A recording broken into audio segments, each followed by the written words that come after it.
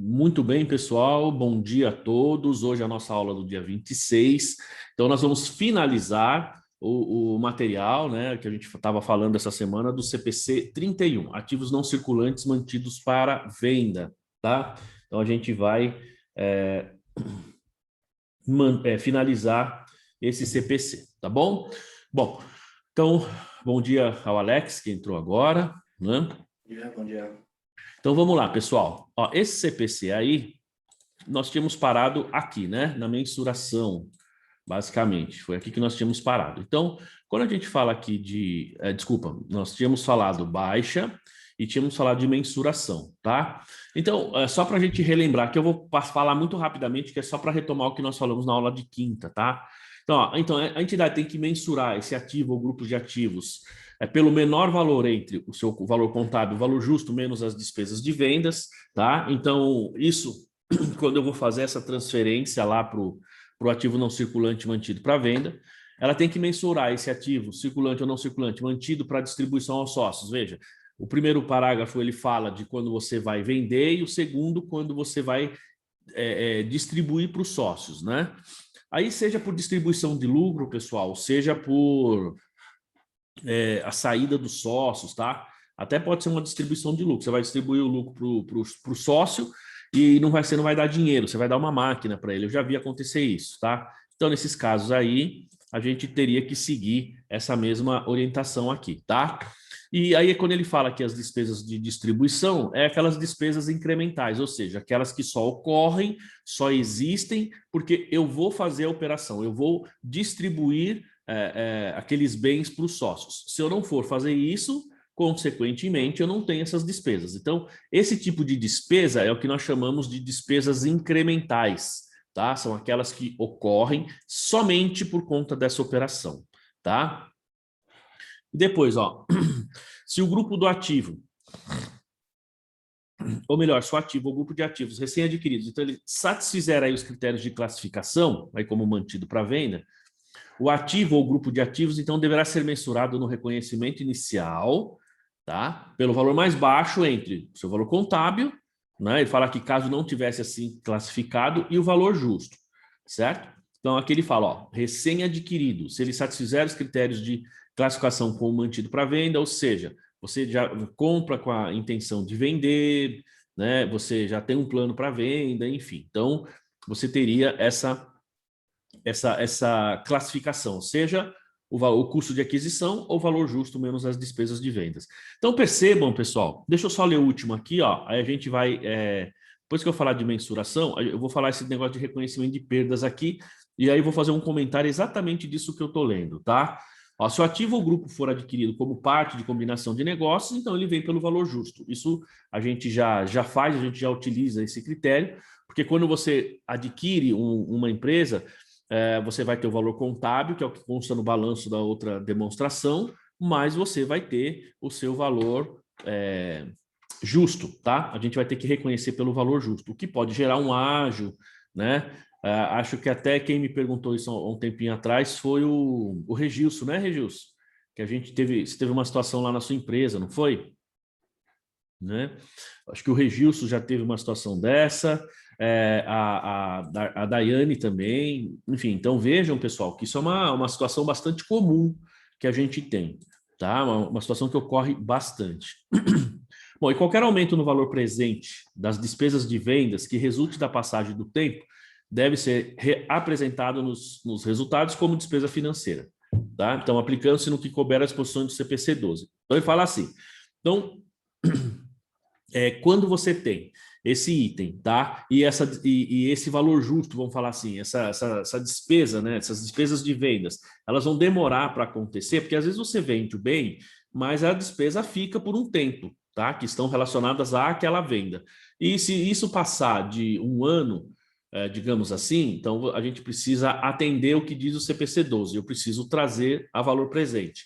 E aí tem todo o procedimento do CPC 12, que a gente vai ver aqui. Eu falei isso ontem no treinamento lá, expliquei, acho que o Carlos deve lembrar.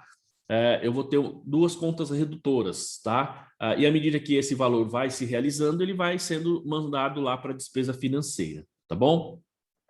E a gente tem aqui, ó, então, imediatamente antes da classificação inicial, tá? Antes da classificação inicial do ativo ou do grupo de ativos como mantido para venda, os valores contábeis do ativo ou do grupo, do total dos ativos, devem ser mensurados de acordo com os pronunciamentos técnicos aplicáveis. Então, como eu falei na quinta-feira, então, você tem um imobilizado que você vai colocar para venda, então, no último momento ali, ele tem que estar, digamos assim, atender o CPC 27, certo? Então, é o último momento, para daí você fazer o critério e atender esta norma. Então, até aquele momento, você tem o CPC 27 ou CPC 4, dependendo do ativo que você está fazendo, tá? Ou está transferindo para venda.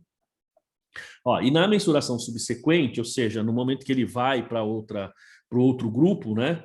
Ó, no mensuração subsequente do grupo de ativos mantido para venda, os valores contábeis desses ativos e passivos que não estejam no âmbito dos requisitos de mensuração deste pronunciamento, ou seja, do CPC 31, mas que estejam incluídos em grupos de ativos classificados como mantido para venda, devem ser remensurados de acordo com os pronunciamentos técnicos aplicáveis antes do valor justo menos as despesas. Ou seja, pessoal, eu preciso pegar esses ativos ou esses passivos, se eles forem ligados com esses ativos, tá? Eles têm que ser, antes de eu fazer a minha mensuração de valor justo, que é a minha mensuração subsequente, inicialmente, vamos lá, eu diria, inicialmente não, eu vou usar o termo finalmente. Então, vai lá, eu vou transferir isso aqui em janeiro para, você tem uma máquina, um equipamento que em janeiro você vai transferir para ativo não circulante mantido para venda. Tá bom? Então, em dezembro, pessoal, você tem que mensurar de acordo com o que determina o pronunciamento técnico aplicável àquele ativo. Tá? Então, aquele ativo fala, sei lá, imobilizado. Então, você precisa usar aquela técnica. Depois, na hora dessa transferência, que é o que vai ser registrado nesses ativos não circulantes mantido para venda, você vai aplicar o valor justo menos as despesas de vendas, tá? Ó, aqui ele fala, então, a entidade deve reconhecer, nos termos do CPC 01, redução ao valor recuperável de ativos. Ou seja, pessoal, nós temos que aplicar o impairment, nós temos que fazer o impairment. A perda por redução ao valor recuperável, relativamente a qualquer redução inicial ou posterior do ativo ou do grupo de ativos, para a venda ao valor justo menos, além de qualquer outra perda que tenha sido reconhecida, tá? Ó, qualquer redução inicial do ativo mantido para venda, desculpa, ela tem que reconhecer essas perdas, tá? Embora a gente, nesse caso, a gente vai ter que mensurar ele pelo valor justo, pessoal, o valor justo, ainda assim, a gente pode ter de reconhecer uma perda, tá? Então, a entidade deve reconhecer o ganho para qualquer aumento posterior no valor justo, menos as despesas de vendas, limitado à perda por redução ao valor recuperável que tenha sido reconhecida, seja de acordo com esse pronunciamento, seja anteriormente com o pronunciamento CPC 01, tá? Nós não falamos aqui ainda do impairment, né, pessoal? Ou falamos? Não me lembro. Mas assim, quando a gente fala desses ativos, vejam, normalmente você tem a mensuração deles por valor justo, e aí assim, se o valor aumentar ou se o valor diminuir, automaticamente você vai fazer esse reconhecimento ali no seu balanço. Automaticamente você vai aumentar o valor ou vai diminuir, né? Isso é, digamos assim, é claro, é fácil. Mas também pode ter perda, pessoal, perda efetiva, tá?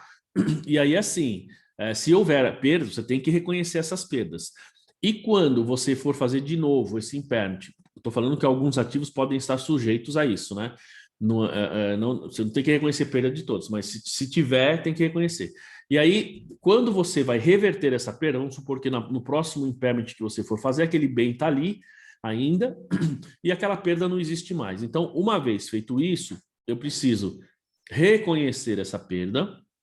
No momento 1, no momento 2, eu vou reverter essa perda, mas vou fazer essa reversão a partir, tá? A partir ou no limite daquilo que eu tinha reconhecido como perda lá atrás. Então, a gente tem que tomar cuidado, pessoal. Quando a gente faz o reconhecimento de perda no caso de um ativo imobilizado, por exemplo, você reconhece uma perda e mais para frente você tem que reverter essa perda. A gente tem que tomar um pouco de cuidado com essa reversão, porque quando você for reverter lá na frente, o que ocorre? você teve depreciação no período, ou deveria ter tido depreciação. E a sua depreciação, como você tinha um valor contábil menor, ela foi menor. Então, se aquela perda não existiu, então eu preciso reverter somente uma parte da provisão, tá? Quando eu acho que a gente não falou ainda dessa norma, né? Até vou confirmar aqui. CPC 01, deixa eu ver. Não, não falamos ainda, tá? A gente vai falar dessa norma, pessoal, no mês 10. Tá? Então, lá a gente vai entender bem esse processo aí, tá bom? Bom, voltando aqui.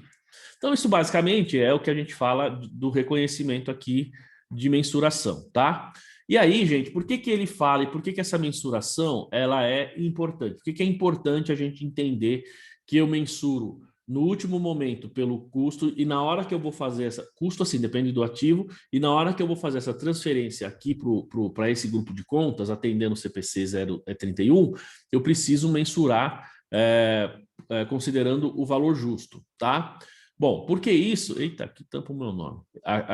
Isso faz com que a gente pode gerar perdas. Ele pode gerar ganho ou pode gerar perda, tá? Ele pode gerar os dois, tá? Então, e aí, gente, essa perda, esse ganho vai ser, naquele momento, receita financeira, tá? A gente pode até colocar uma conta lá no grupo de receita e despesa financeira de remensuração a valor justo ou ganho ou perda no valor justo, esse tipo de coisa, tá? Até porque quem trabalha aí com lucro real, o valor justo, pessoal, que vai para resultado, ele é indedutível e não tributável. Ele só vai ser tributável ou dedutível no momento da efetiva venda. Então, durante esse 1 ano que você está fazendo essas mensurações a valor justo, ele não é dedutível nem tributável, tá? Ó, então, a entidade deve reconhecer nos termos esse aqui nós falamos, né, pessoal?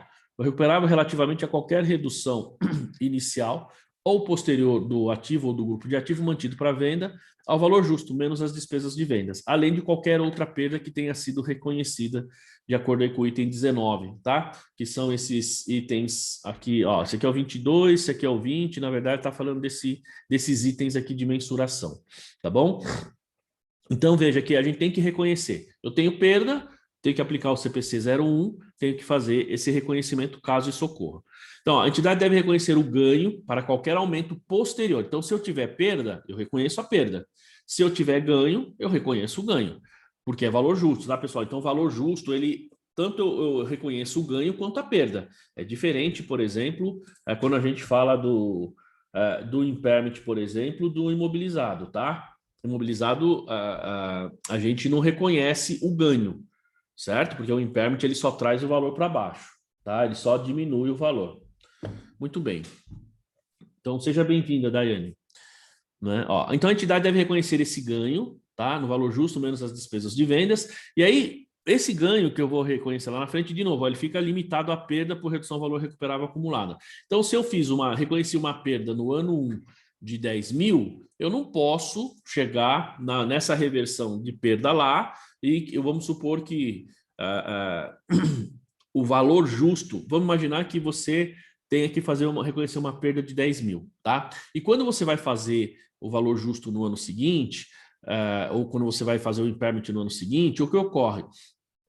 O valor daquele bem, ele superou o valor que você tinha reconhecido no passado. Então, em tese, você teria 20, vamos falar assim, de ganho. Então, 10 que você reverteria e ele passou 10 da sua perda, tá? Então, nós teríamos digamos assim, uma receita de 20. Só que a gente não pode reconhecer além daquilo que a gente reconheceu de perda, certo? Então, nesse caso, quando eu estou revertendo a perda pelo impairment, eu só posso reverter até o limite da perda que eu reconheci no ano anterior ou no meu teste anterior, tá? Não posso passar disso. E isso, gente, vale para qualquer ativo. Aqui nós estamos falando de ativos mantidos para venda, mas vale para qualquer um, tá? Ó, então, a entidade deve reconhecer o ganho para qualquer aumento posterior no valor justo, menos as despesas de vendas, tal. Aí ele fala aqui, ó, mantido para venda, na medida em que não tenha sido reconhecido de acordo com o item 19, tá? Então, se eu tiver ganho, veja, ele se reconhecido de acordo com o item 19 é porque eu fiz o reconhecimento lá pelo valor justo, tive uma perda, reconheci essa perda, tá bom? Ó, então ela deve reconhecer o ganho na medida em que não tenha sido reconhecido lá com o item 19, mas não além da perda por redução ao valor recuperável acumulada que tenha sido reconhecida, seja de acordo com esse pronunciamento ou anteriormente de acordo com o pronunciamento 01, tá? Nos ativos não circulantes que estejam dentro do âmbito dos requisitos da mensuração deste pronunciamento. Então, de novo, pessoal, aqui ele está reforçando, o item 22 ele reforça. Se eu tenho um determinado ativo, fiz um impairment, e ali me apareceu, ali gerou uma perda, posteriormente eu vou fazer novamente, tá, pessoal? O mínimo é anualmente. Lembrando que a gente tem um ano para vender esse ativo. Então, muito provavelmente, no momento da venda, o próximo da venda, você vai fazer de novo esse impairment, tá? E se isso ocorrer, vamos supor que o bem valorizou, então eu vou reconhecer como ganho até o limite da minha perda. Tá claro isso aí, pessoal? Estou reforçando, mas tá claro isso daí, gente? Tranquilo isso aí que eu estou dizendo para vocês? Dúvidas aí, não? Mais ou menos, professor. Eu não entendo, porque eu não estou acostumado a fazer essa questão do impairment, então eu não acabo entendendo, não acabo visualizando Tá. a contabilização da coisa, assim, ocorrendo de fato. Então vamos lá, vamos ver, vamos Estou na mesma visualizar. situação. Então Não sei se vamos. os demais estão assim, né? Porque ninguém falou nada, mas Eu Oi? também estou na mesma situação. Vamos lá então, pessoal. Vamos lá, porque vocês é que mandam aí, hein? Vamos lá, nós vamos fazer o seguinte.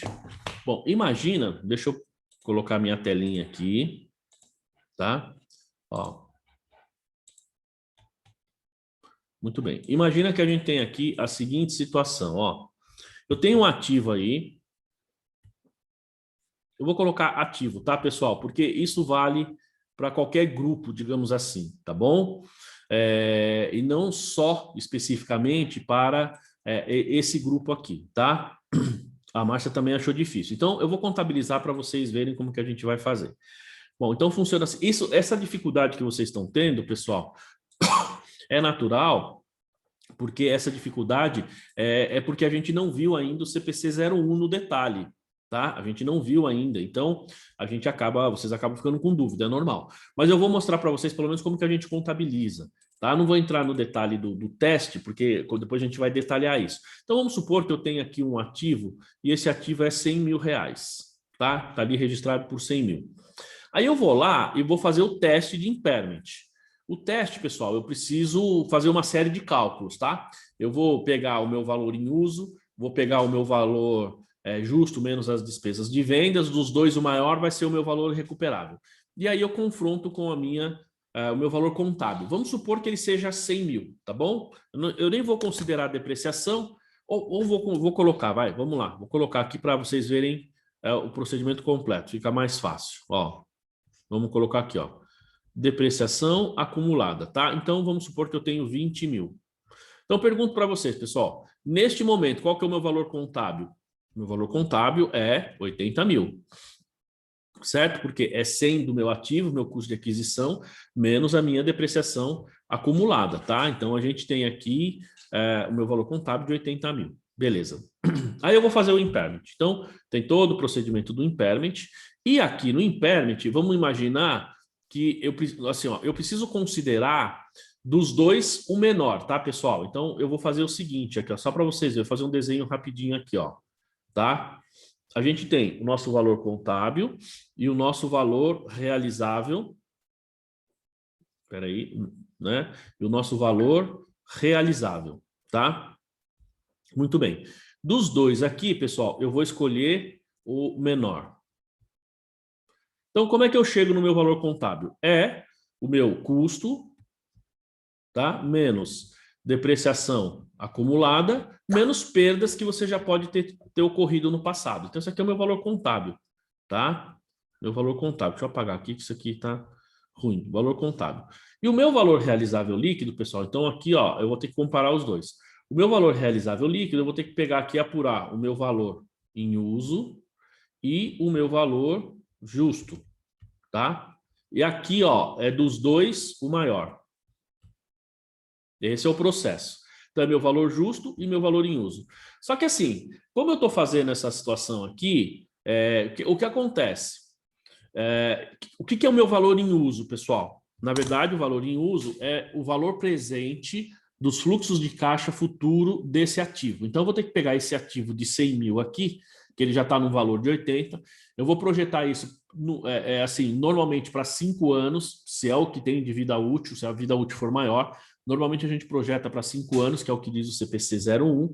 Projeto para 5 anos, aí eu preciso ver as receitas, os custos, as despesas que ele tem e vou chegar ali num lucro que ele vai me dar. Muito bem, chegou nesse lucro, eu trago a valor presente. Isto é o meu valor em uso. E o valor justo é aquilo que a gente está acostumado. Então, por exemplo, eu pego esse ativo, se eu for vender ele hoje, quanto que esse bem me traria de retorno menos as despesas de vendas? Então, vamos imaginar, e aí eu escolho dos dois o maior. Aqui em cima, pessoal, é dos dois o menor, tá bom? Então, ó, se eu apagar aqui, ó, vamos supor que eu montei o fluxo de caixa do meu veículo, do veículo, desse bem, e o valor em uso dele foi, sei lá, 70 mil, tá? E o meu valor justo foi 90. Tá? Vamos usar esse exemplo. Então, qual é o meu valor contábil aqui, ó? 80. Qual é o meu valor realizável líquido? 90. Então, vejam que dos dois eu tenho que usar o menor. Como o meu balanço já tem o valor menor, então eu não preciso fazer nada, tá? Eu simplesmente deixo do jeito que está. Pessoal, só quero chamar a atenção de vocês uma coisa. Muita gente acha que, assim, quando a gente pergunta o que é o impairment, muita gente diz assim, o impairment é a perda que a gente tem do bem. Não. O impairment é um teste que você faz, que é exatamente essa figura que eu mostrei para vocês, e nesse teste você vai verificar se houve uma perda ou não. Se não houve perda, você não reconhece absolutamente nada, como é esse exemplo aqui que eu passei para vocês, tá? Então, fica tudo certo, você não precisa fazer nada. Por quê? Porque eu não posso reconhecer expectativa, tá? Eu só posso reconhecer aquilo que é efetivo. Então, quando você detecta uma perda, essa perda é efetiva, então eu preciso reconhecer. O ganho, ele é uma expectativa, então eu não posso reconhecer, eu preciso esperar esse ganho ocorrer. Até lá, eu não reconheço, tá? Mas assim, gente, mesmo que não haja perda, se você seguiu esses procedimentos que eu estou mostrando aqui, você fez o impairment. Tá bom? Você fez o impairment. Então, nesse caso, eu não preciso fazer nada, pessoal. Porque, olha só, a minha expectativa de retorno é maior do que o meu valor contábil. Então, qualquer coisa que eu tiver a mais é ganho. Mas eu só vou reconhecer isso à medida em que eu usar o ativo. Tá bom? Agora, vamos dar um segundo exemplo. Ó. Nosso valor contábil aqui é 80. Oh, meu Deus. 80. Né? Edu, vai na nota explicativa sim, tá? Vai na nota explicativa e aí você precisa colocar os ativos que estão sujeitos ou que tiveram perda, ou além disso, os ativos que você reverteu essa perda, tá? Então você precisa colocar isso na nota explicativa sim. Os critérios que você utilizou para estimar o fluxo de caixa, para trazer o valor presente, como é que você estimou o valor justo, então você precisa realmente colocar todos esses itens lá, tá? Precisa sim, tá bom? Ó, agora eu vou dar um segundo exemplo, pessoal. Ô, professor, Pode falar. a minha dúvida é o seguinte, eu vou lá, fiz o impairment, não deu perda, tipo efeito zero, aí eu coloco na nota explicativa que eu fiz, mas não tive efeito? Olha, eu colocaria, porque você fez o impairment, entendeu? Então é importante ficar claro vamos falar assim, para o leitor, que você fez o impairment, mas não tem perda, não detectou perda, tá? Mas foi aplicado o procedimento de perda, de impairment. Ó, tá vendo o que o Alex colocou ali? Ele diz que lá na empresa, mesmo que não tenha perda, eles colocam, né? Tem que colocar na nota explicativa, precisa detalhar isso. Porque senão, Edu, dá a impressão que você não fez o procedimento ou simplesmente não quis fazer ou coisa do tipo, quando não é verdade, né? Na verdade, você fez, só não teve perda, tá? Tá A bom. gente só deixaria de fazer o impairment, gente, isso é importante, principalmente para quem está nos escritórios aí, ou tem lá, ou mesmo na empresa, tá? Vamos imaginar que você tem um cliente que o ativo desse cliente é muito baixo, Tá? Então vamos falar assim. O ativo total do cliente é, sei lá, 100 mil, tá? 90 mil, 95 mil é caixa bancos e aplicação financeira ou duplicatas a receber, tá? Cara, então você está falando de 5 mil no seu ativo imobilizado, por exemplo, fora estoque, outra coisa do tipo, tá? Então você tem 5 mil. Perceba que o seu ativo imobilizado, pessoal, ele é 5% do total do seu ativo. E se você detectar alguma perda ali, qual é o limite máximo que você vai ter de perda? Os 5 mil. Então percebam que esse é um número imaterial. Então, em casos como esse, mas aí demanda julgamento, tá? Eu particularmente não faria. Por quê? Porque você tem a chamada relação custo-benefício. Então imagina, você pega a Daiane lá, ela pega um cliente dela que é um barzinho. O cara, o único ativo do cara é o balcão frigorífico ali, uma geladeira. Cara, se fizer o impairment de uma empresa dessa, você vai gastar mais tempo e dinheiro fazendo o impairment do que o benefício que isso vai gerar. Então, vejam que o custo ele supera os benefícios. Então, nesse caso, vale a pena colocar na nota explicativa que você não fez porque a relação custo por conta da relação custo-benefício, porque fica mais caro fazer o processo do que uma possível perda que ele possa ter ali naqueles ativos, tá? Mas de qualquer forma tem que colocar, tá, Edu? Beleza? Ó, agora vamos. Tá bom, professor. Ó, vamos ver esta situação aqui, ó. Vamos imaginar aqui agora o seguinte, ó. Eu tenho 70 mil aqui do meu valor em uso, vamos mudar aqui, ó. O meu valor em uso dá 50 mil.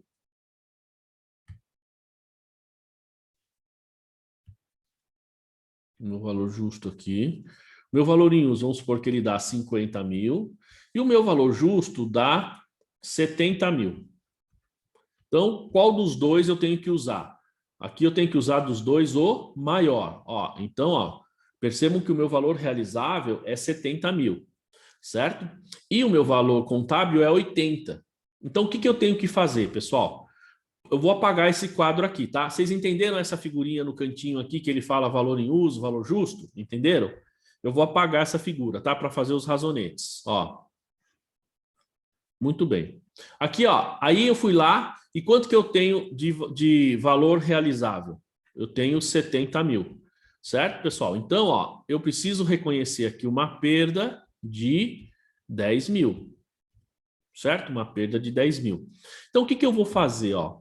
Eu vou pegar aqui, vou colocar aqui, ó, perdas, tá? Por impairment.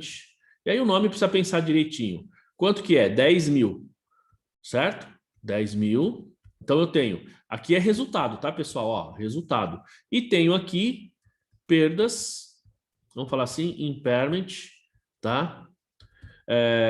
Aí aqui, ó, 10 mil. Só que esta conta aqui, ela é redutora do ativo. Perfeito? Ela é redutora do ativo. Então, quanto é o meu ativo agora? Lembrando que essa parte aqui, ó, ela está no resultado, tá? Ó, eu tenho 100 de custo, menos 20 de depreciação acumulada, menos 10 de perdas estimadas. Vou colocar aqui perdas prováveis, vamos chamar assim, vai. Perdas prováveis, tá? 10 mil. Então, o meu ativo agora, ele tem o valor de 70 mil. Fechou? Entenderam aí o processo agora? Agora eu vou fazer o retorno. Alex, Márcia, a própria Daiane, entenderam? Fica. Ô, Regilson, essa conta ela fica embaixo da depreciação acumulada, tá? Você poderia colocar assim, normalmente a gente separa, né? Você tem um grupo do custo, aí você tem um grupo de depreciação acumulada, você poderia fazer um outro grupo de perdas estimadas, porque você poderia fazer essa perda por grupos, porque nem sempre você tem todos os seus ativos têm perda, tá? Ou colocar numa linha só. Eu fiz lá, por exemplo, como é que chama? O custo, depreciação, e na última linha eu coloquei perdas prováveis. Eu fiz uma linha só para tudo, tá? Para cada grupo, digamos assim, certo? Agora, pessoal, o que ele está falando aqui é quando a gente vai reverter. Então, vamos imaginar, eu nem vou fazer a depreciação, tá? Porque aí complica um pouquinho mais, mas vamos imaginar o seguinte, chegou no ano seguinte, então isso aqui foi no momento 1, aí nós vamos chegar no momento 2. um pouco antes de vender, eu vou fazer de novo esse impairment aqui, tá? Eu tenho que fazer ele pelo menos uma vez por ano. Aí eu fui fazer esse impairment, pessoal. Então eu tenho meu valor contábil, vamos supor aqui, ó, você depreciou. Então eu tenho 30 de depreciação acumulada. Então eu tenho 40 e o meu valor contábil agora é 60, certo? 60 mil. Então 100 de custo, 30 de depreciação acumulada e perdas prováveis de 10, tá? Então meu valor realizável continua 70 e eu reconheci uma perda de 10. Muito bem. Agora eu vou tirar isso aqui e vamos rever, ó. Então eu fui lá e fiz de novo aquele procedimento, tá, gente? Peguei lá o meu valor contábil, então eu apurei, ó, o meu valor em uso, ele é, digamos, 70 mil. Ó, olha só que interessante, pessoal. Eu calculei o meu valor em uso, ele é 70. Na prática, eu não preciso nem calcular o valor, o meu valor justo, né? Porque, ó, 70 mil, ele já é maior do que o meu valor contábil. Se ele é maior que o meu valor contábil, eu nem preciso calcular o outro, porque se o valor justo for superior a 70 mil, eu vou usar ele que é maior. Se ele for menor, eu vou usar o valor em uso, tá? Mas vamos supor que o meu valor justo seja aqui 50, tá? Então, qual que é o meu valor realizável aqui, ó? Eu vou pegar o maior. Então, meu valor realizável vai ser 70 mil. Fechou? Aí, gente, eu faço de novo essa comparação, tá? Olha só, o meu valor contábil é 60, certo? E 60, então 100 menos 30, se eu não tivesse a perda, meu valor contábil seria 70, certo? Seria 70 aqui, ó. Então seria, digamos assim, seria 70. Fechou? Só que é o seguinte, eu vou lá e verifico que eu não tenho mais a perda. Por quê? Porque o meu valor contábil está 60, mas se eu for vender esse bem, se eu for usar esse bem, ele vai me dar um retorno de 70. Tá? Só lembrando, pessoal, que para você chegar nisso aqui, isso aqui é uma calculeira, é um trabalho danado, tá? Que a gente vai ver mais para frente. Isso aqui dá um trabalho para chegar nisso aqui. Bom, então meu valor em uso vai ser 70 mil. Se é 70 mil, o que eu vou fazer, pessoal? Bom, eu vou pegar, ó, eu não tenho essa perda aqui, ó, então meu valor aqui não é 70, então eu vou pegar essa perda aqui e reverter essa perda, ó, 10 mil. É isso que ele está falando. Então, não tenho mais a perda nem a perda e o meu valor contábil é 70 mil. Certo? Por quê? Porque o meu valor em uso nesse caso é 70. Vamos supor que fosse 90. Então, eu vou manter o meu valor contábil e aí eu reverto a minha perda. Entendeu? É isso que ele está falando. O que ele está dizendo nesses últimos parágrafos, ele está falando assim, ó. Então, se a minha perda que eu reconheci foi 10 mil, eu não posso reconhecer nenhum valor superior a isso aqui. Vamos supor que o meu valor realizável, tá? O meu valor realizável fosse, sei lá, 90 mil. Isso aqui tem gente que quer fazer, tá? 90 mil, ó, pode ver que ele é maior do que os 70 que eu tenho. Então, tem gente que quer pegar aqui e fazer o seguinte, ó, reverter aqui na minha perda, eu vou reverter 30, por exemplo, 20, por exemplo.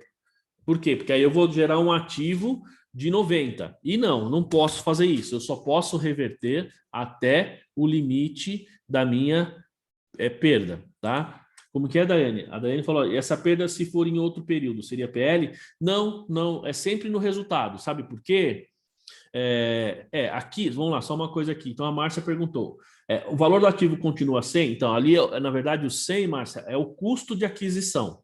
Então, o custo de aquisição continua sendo 100 mil, você não pode mexer nele, tá?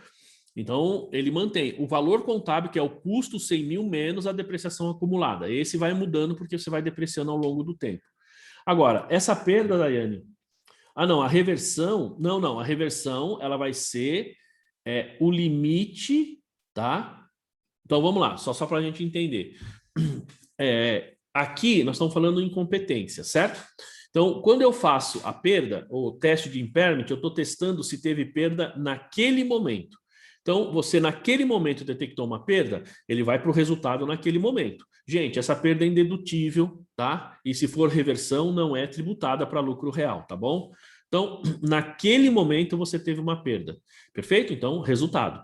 Aí no ano seguinte você faz, tá? Então veja que essa reversão, ela não é referente àquela perda. Lógico, essa reversão ela é referente ao ativo que está registrado. Então, lá atrás, você reconheceu uma perda e agora você reconhece essa reversão, que vai ser um ganho, mas é sempre no resultado, não é no PL, né? Eu entendi a sua pergunta, é no PL, porque se lá atrás eu joguei no resultado, eu fiz um impairment no ano seguinte, então eu estou ajustando um valor lá atrás. Não, lá atrás você teve uma despesa, agora você tem uma receita. É igual provisão. No ano eu faço uma provisão, no ano seguinte eu reverto a provisão e isso vai para resultado, não vai para PL. Tá bom? Entendeu, Márcia? Entendeu, Daiane? Alex? Daiane Farias? Professor, o que a Daiane perguntou ali agora, aconteceu aqui na empresa, agora na última auditoria, que a auditoria pediu para reverter um impairment Tá. de umas empresas nossas aqui, que ela tem projetos, né? E elas estavam paradas há Tá. muito tempo, desde 2018, elas estavam paradas. Na época, fez-se o impairment e reconheceu a perda. Certo. Foi a perda, porque faz parte do CPC 20, né? Então, reconheceu ali, foi lá para o resultado. Isso. Aí, agora, em 2020, na auditoria, eles falaram assim, ó, como essas empresas estavam dormentes, estão paradas, vocês vão voltar o projeto, vão mexer nelas, e vai ter investimento, agora vocês vão reverter o impairment da perda que vocês fizeram lá, porque vocês vão voltar a mexer na empresa. Não, tudo Aí bem. eu achei meio... tudo bem. Eu achei meio estranho, mas tudo bem. Não, e não. aí, nós pegamos e revertemos do resultado, voltou ali tirou parte dessa perda, né? Foi uma Isso. parte dela, a gente voltou para o ativo. Isso. Você zera Aí- o ativo, você diminui o ativo, porque você tinha uma conta redutora lá, certo? É isso. Você vai Exato. zerar aquela conta, você vai debitar aquela conta e vai creditar resultado. Foi. É isso aí que vocês fizeram, não é? Foi. O que a Daiane está falando é assim. Você acha Então, que mas isso aí... Isso, aí entra nesse mérito. Na época eu até questionei, mas essa questão aí não foi em 2018, e aí eu não teria que estar mexendo no resultado lá, teria que estar movimentando o PL, vai distorcer? Não. Não, porque não, justamente por isso, tá? É justamente a pergunta da Daiane. Fala assim, essa impressão que dá, poxa, mas eu reconheci uma perda naquele ano. Essa reversão é daquela perda. Então, mas aí você tem que lembrar que a perda é naquele momento. Então, veja, isso você faz a estimativa naquele momento. Então, neste momento eu tenho uma perda. Aí, quando você vai para o ano seguinte, você fala, ó, neste momento eu não tenho mais a perda. Então, você tem que... Aí vamos falar assim, você vai... A gente está falando aqui reverter perda. Nesse caso, você fez uma perda, você reverte a perda. Mas eu não estou revertendo o efeito no meu resultado. Estou revertendo o efeito no meu ativo. Entendeu? Então, como eu reverto o efeito no meu ativo, isso vai para resultado. Porque é o ganho ou perda que você tem no patrimônio naquele momento. Tá? Então, não vai para PL. Realmente não vai para PL. A não ser, pessoal, ele só vai para PL se você está falando de outros resultados abrangentes. Se ali, em algum momento, você tem outros resultados abrangentes, aí sim, iria para PL. Fora isso, não. Ele tem que ir para resultado mesmo. Tá? Agora entendi. Na época, né, Alex, o nosso supervisor nem soube explicar o porquê. Ele só falou, não, vai lá pro resultado e acabou. A auditoria mandou, vamos fazer. Exatamente. Eu tenho um ódio disso, a Exatamente. auditoria mandou. A auditoria passa mal comigo, viu, professor? Os caras né? passam mal. Eu imagino, Porque eu imagino. Eles vêm aqui comigo e falar rapidinho. Eu falei, você tem 20 minutos, coloca o relógio do lado e rola no tempo. Tenho dó do pessoal. Né? Tem Parece um 20 diretor que a minutos. gente tem lá na faculdade, né? Na última reunião, imagina, os dois diretores novos não, eles já são antigos na faculdade, mas eles assumiram o cargo recentemente, né? Os dois diretores são da Polícia Militar, um é coronel e o outro não lembro se era, mas são aposentados, mas tem bastante ainda participação na Polícia Militar, né? E na última reunião, o diretor-geral, né? Ele falou assim, pessoal, então vamos fazer a reunião, só que tem que ser uma reunião bastante produtiva, tá? Aqui ele ligou um cronômetro em cima da mesa, ele falou, a gente tem 50 minutos, o que vai ser falado vai ser 50 minutos. A hora que deu 50 minutos, acabou a reunião e ponto final. Então tinha que falar rapidinho. E ele ficava controlando. Vamos lá, pessoal, vamos lá, 50 minutos. Às vezes a gente manda balanço, né? Manda balanço, razão, aí eles vão perguntar algumas coisas, eu falo assim, pô, te mandei o razão, olha lá. É. Me pediu? Tá lá, a explicação tá lá. Se você olhar essa conta, você vai achar. Tchau. Ainda mais, né, Alex? Porque tem muito Não tem auditor tempo. arrogante, né? Principalmente isso, você Nossa. pega trainee, assistente, os caras acham que são os melhores, né? Aí o cara chega lá, isso já aconteceu comigo, né? Já aconteceu. Teve uma vez que o gerente da Price, imagina, a gente estava sendo auditado pela Price e tinha uma trainee, né? A menina era uma menina educadinha, tal. Ela veio falar comigo, só que assim, eu estava extremamente sobrecarregado. Sabe quando está muito sobrecarregado? Eu não estava dando conta de atender o trabalho do dia e mais a auditoria. Eu era controller. Então, tudo o diretor queria que eu fizesse, que eu controlasse. Eu estava extremamente sobrecarregado e estava bem nervoso mesmo naqueles dias, né? Aí a menina chega para mim e fala assim: ó, tem isso aqui e tal. Eu falei assim: puxa, eu preciso acabar de preparar, terminar de preparar para você, eu não consegui. A menina vira para mim: mas já deveria ter terminado. Eu fechei o notebook e falei: daqui para frente eu não te atendo mais, eu quero respeito. Se você quiser falar comigo, manda sua chefe vir falar comigo. A menina foi para a sala, começou a chorar, nunca mais veio falar comigo. E o gerente até foi falar com o meu diretor, tal. Eu falei assim: eu falei mesmo, a pessoa vem querer. Pô, a gente está aqui na empresa o dia inteiro trabalhando, você está se matando para fazer o trabalho, não é? E a pessoa vem aqui achar que ela é só porque está na auditoria, acha que é a Bambambam, não é trainee, meu. A última, eu tive uma aí recente, professor. Não é que ele pediu para eu rever foi uma auditoria do setor elétrico mesmo. Sim. Aí ele pegou e deixou em amarelo lá para eu escrever, só que ele não me explicou muito bem. A justificativa, eu escrevi embaixo do quadro, a justificativa, e não na linha de baixo onde estava em amarelo. Aí eu falei, eu não entendi. Eu falei, cara, eu escrevi aqui justificativa, um monte de coisa, você falou que não entendeu. Eu falei, mano, você tá me tirando? Você tá achando que eu sou idiota, rapaz? Se liga, não. Não sabe ler, não? Aí ele, não, que... Não, tá lá a justificativa, se você não entendeu, só passar para a linha de baixo, e é isso mesmo. Aí ele, não, qualquer coisa eu vou falar lá com o seu chefe lá, falei o nome do chefe dele, que eu conheço, ele já sabe como é que funciona, e é desse jeito aqui, ó. A Daiane deve rachar o bico, né, Daiane? Cara, não dou boi. O professor, lá na coisa é a Ernst Young, né? E eles estão bem perdidos agora com esse negócio de pandemia, tá fazendo auditoria. Aqui também é horrível.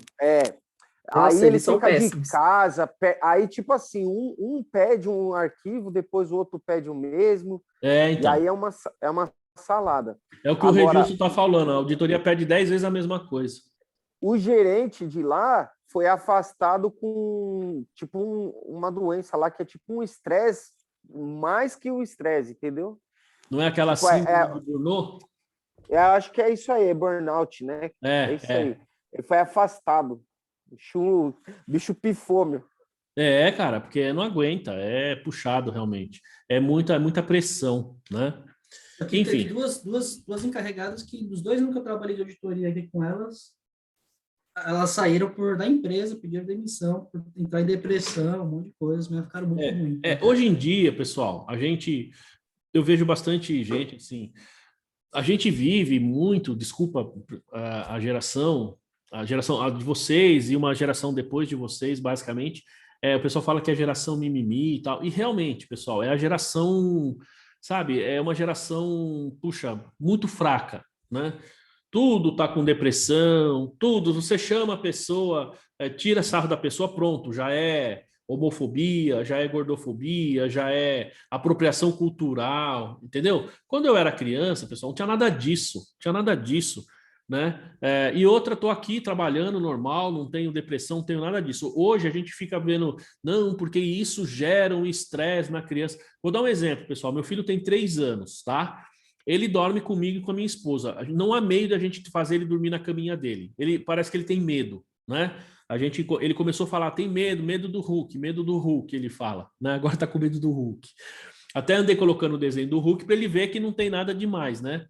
Bom, mas ele não vai na caminha dele, só durante o dia. Beleza. Aí a gente foi numa numa É médico de criança lá, esqueci o nome. Há um tempo atrás, né? E aí ela falou assim pra gente, olha só... Pediatra, professor. É uma pediatra, isso, pediatra, esqueci. Ela falou assim, e ela falou meio, sabe, brava, assim, com uma cara feia pra mim. Eu já tava, porque quando a gente entrou na sala, o meu filho, ele queria ficar brincando nas cadeiras de roda da clínica, sabe?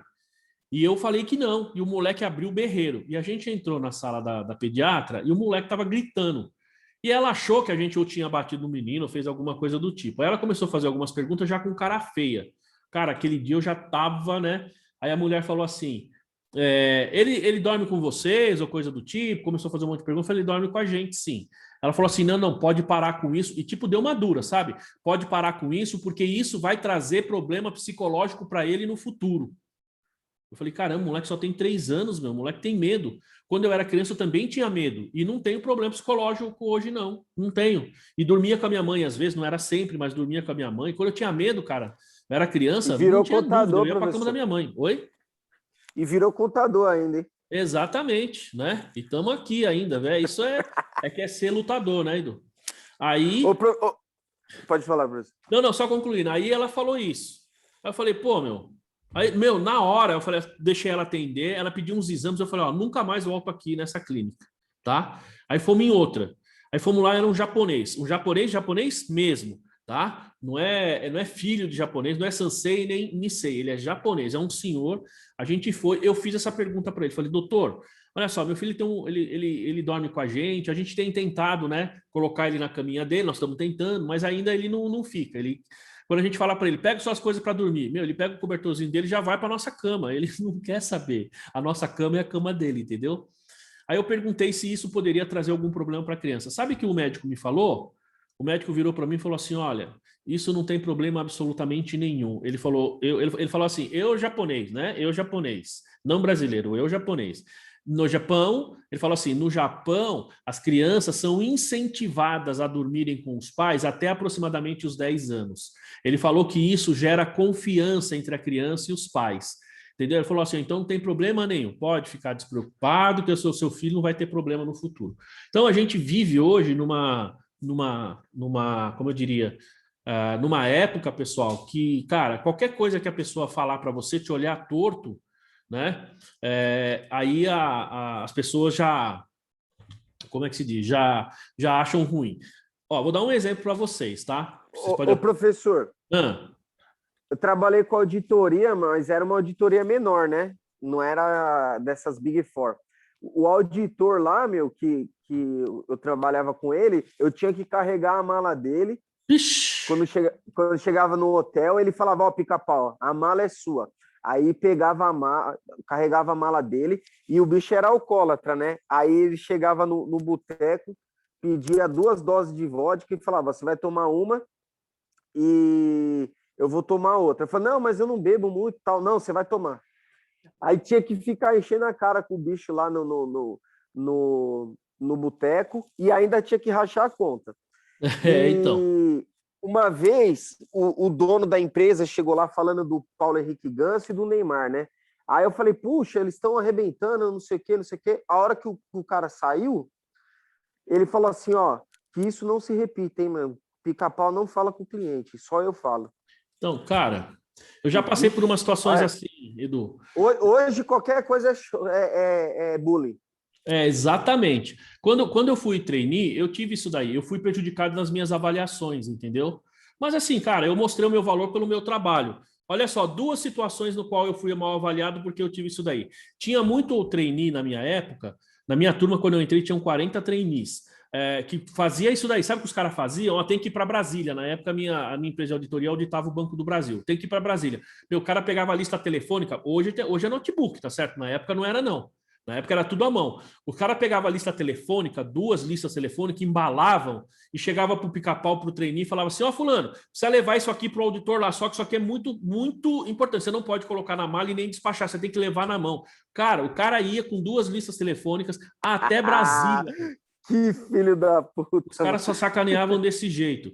E veja só como eu fui prejudicado 2 vezes. Uma vez, primeiro trabalho de auditoria, cara. Primeiro trabalho. Tô lá. Aí foi eu e um encarregado. Foi ali na Moca. né? Me lembro até hoje lá a empresa, era um frigorífico, ar frio, né? Acho que tem, essa empresa tem ainda. Meu primeiro trabalho, cara, 92. Aí tô lá, passei uma semana lá com o cidadão.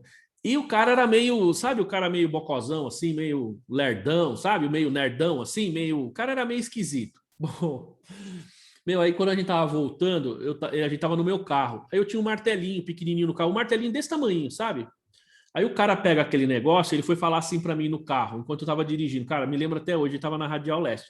Ele pegou, tinha um espetinho lá, que era tipo assim, sabe aquelas ferramentas de miniatura? Era um ferrinho que você batia assim e tinha um punção assim, tipo uma canetinha assim, né? E um martelinho pequeno, só que era pequeno.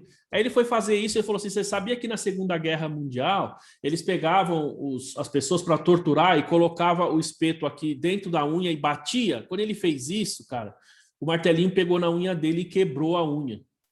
Meu amigo, eu dei risada um mês sem parar. Eu não aguentei, cara. Eu fui, nossa, mas eu chorava de rir. Eu chorava. O cara lá depois fazendo uma avaliação, cara, eu olhava pro cara. Pergunta se o cara falava comigo depois. Não falava, não falava. E o cara foi na avaliação e falou que eu era isso, que eu era aquilo, o cara acabou comigo na avaliação. E tinha um outro, né? O cara me esculachou na avaliação. E aí tinha um outro que a gente foi para Goiânia. Tem um shopping lá chamado Shopping Bougainville, né? Foi logo quando inaugurou o shopping. A gente foi auditar esse shopping. E o cara que estava comigo era todo assim, Edu, todo cheio dos, né? Beleza, o cara era todo cheio do... Por exemplo, eu sentava com ele na mesa para a gente almoçar no restaurante. Se o meu prato chegasse antes ou o dele, ele esculachava o garçom. Porque ele falava, onde já se viu trazer o prato para um, não trazer o prato para outro. Tudo bem, a gente sabe que bons restaurantes não fazem isso, mas também não é motivo de você esculachar o garçom. Só para você ter uma ideia do nível do cidadão. E aí a gente foi, foi subir para a sala lá onde a gente era a sala de auditoria e tinha escada rolante, 2 escadas. O cara estava distraído no telefone, não era nem celular ainda, né? Não, ele estava distraído com alguma coisa, é verdade, não tinha celular, estava distraído com alguma coisa, ele vacilou e foi subir na escada de descer. Sabe? Inverteu a escada. Eu passei o trabalho inteiro dando risada, entendeu? É que vocês não me conhecem bem, mas é assim. Tem umas professor, coisas que me dá ataque de riso. Quando me dá um ataque de riso, eu não paro mais de rir, entendeu? Cara, o cara acabou comigo na avaliação. Oi? Tinha lá o seu grelê, o bicho era obeso mórbido, né? 140 quilos, 160. Aí toda a auditoria, o filho da puta caía. Aí era eu e o outro pica-pau carregando aquele velho lá. Aí quando chegava o itinerário, a agenda, né? Aí eu olhava lá, seu grelê, Vixe, aí Eduardo, aí o outro pica-pau, eu já falava para ele, ó, se prepara que vai ter que carregar o velho. Se você falar isso hoje e alguém ouve, Edu, vai falar que é gordofobia, entendeu? Ninguém me processa, hein, meu? Exatamente, isso mesmo. Me processa mesmo, né? Enfim, o último caso para a gente voltar aqui, né? Eu achei interessante, né? Teve aquele caso no Rio, lógico que tem digamos assim, um processo de racismo, mas vocês viram aquele rapazinho que ele era negro, que era instrutor de surf, que estava com uma motinho lá, uma bicicleta elétrica, e saiu aquele casal do shopping? Vocês viram esse caso? Sim. Eu vi. Então, claro que tem o racismo ali, mas aí o rapaz deu queixa tal, e quando ele deu queixa, a delegada falou que não era racismo, acho que era, como é que chama? Ofensa, um negócio assim. Injúria. Não era injúria racial, não tinha nada a ver com racismo. Não era nem injúria e nem racismo. Acho que era uma ofensa, porque, na verdade, ela falou assim, o que aconteceu, o rapaz acusou o outro de roubo. Ele não chegou lá falando, seu negro, não sei o quê. Ele não fez isso, e realmente não fez. Lógico que se fosse um carinha branquinho em cima da moto, evidentemente que talvez a abordagem seria diferente. Então, a gente sabe que tem o racismo ali, né? O racismo, acho que chama racismo estrutural, não sei, mas a gente sabe que tem o racismo ali. Mas o casal não ofendeu racialmente o cidadão. Isso, para quem viu o vídeo, alguém pode até discordar de mim, mas para quem viu o vídeo, isso não aconteceu. E a delegada não colocou como racismo. A delegada falou assim, ó, eu entendo, pode até haver, mas a gente tem que fazer em função da lei. E lá ele não ofendeu por conta da cor, por conta da raça. Ele ofendeu porque ele acusou o cara de roubo. E, de novo, para quem viu o vídeo, isso fica muito claro. E aí o cara achou ruim, né? O cara falou um monte, não, porque é racismo e tal.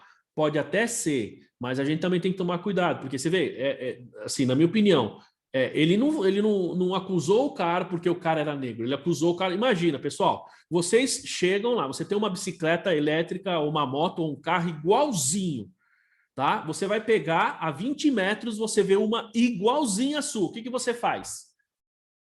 O que vocês fariam? Simplesmente eu roubaria. Eu não faria nada. Não, eu corria atrás para ver se era o meu. É lógico, eu ia pelo menos saber se era o meu, ia abordar a pessoa, foi o que o cara fez. Lógico que o cara foi, né? Não, sai daí, porque aí também não, mas eu iria perguntar, cara, eu ia pelo menos chegar perto, olhar, ver placa, enfim. Eu ia abordar o cara, eu faria isso. Lógico, a Lília não faria, né? Imagina, a moça vai chegar lá sozinha, se for um homem, complicado, mas se for uma menina, talvez ela faça isso, né? Agora, eu faria isso, pessoal, se fosse uma pessoa branca, se fosse uma pessoa negra, se fosse um indígena, qualquer um, né? Mas hoje... Professor, a verdade é que foi preconceito, mas ele não falou, né? Tipo o Bolsonaro, né? Exato. Aquele país que é emergente lá, que tá lucrando com a vacina. Aí ele fala, eu não falei China. Exato. Tipo, nem precisa, né? Não, é por isso que eu digo, a gente sabe que teve o racismo ali, mas a delegada não pode, né, falar assim, porque depois ela não tem elementos para querer indiciar o cidadão, porque qual vai ser a prova? Se ela faz isso, esse cara depois ele é absolvido, e depois a gente fala assim, puxa, por que a justiça solta? Muitas vezes porque você tem pessoas que querem, digamos assim, lacrar, vai lá e fala, isso aqui foi racismo, então, aí depois chega lá você não consegue provar. Por quê? Porque ele não usou nenhum termo, não fez nada disso. Então, assim, a gente precisa ter o bom senso. Que existe racismo, a gente já até falou, né, Daiane? A gente até conversou sobre isso aqui. A gente sabe que tem, é lógico que tem. É lógico que está errado, é lógico que não pode acontecer. Mas hoje é assim, por exemplo, e outra coisa que tem muito também, gente, até para não se estender muito, é aquela questão da apropriação cultural, tá? Então, eu vi no TikTok, eu vi uma menina, ela é uma negra, né?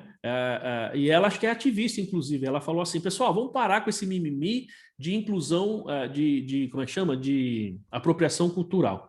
Ela falou assim, por quê? Você pega uma pessoa branca e faz trança na cabeça, tá?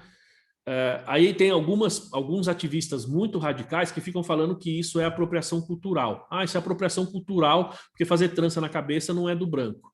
Gente, apropriação cultural vai além disso. Tá? Então, por exemplo, se eu usar uma roupa de índio, tem índio, aconteceu isso no último carnaval que teve aqui em São Paulo, né? Alguns foram acusados de apropriação cultural. Só o fato de usar não quer dizer que você esteja se apropriando culturalmente. Então, tem alguns detalhes. Para quem depois eu até li sobre isso, para entender o que é essa questão de apropriação cultural. Mas hoje, o negócio é chato, porque você tem algumas coisas que não necessariamente é apropriação cultural, mas a pessoa fala, não, você está se apropriando culturalmente. Se for assim, o índio não pode pular carnaval, né? Em tese. Mas, na verdade... Não pode ter iPhone também. Oi? Não pode ter iPhone também. É que assim, a apropriação cultural, na verdade, é quando um povo dominante se apropria da cultura de um povo dominado, tá? E ele diz que aquela cultura é dele. E não, por exemplo, a gente tem aquelas tranças afro, que foi o exemplo que eu dei, que eu vi um vídeo lá, eu achei muito legal o vídeo, né?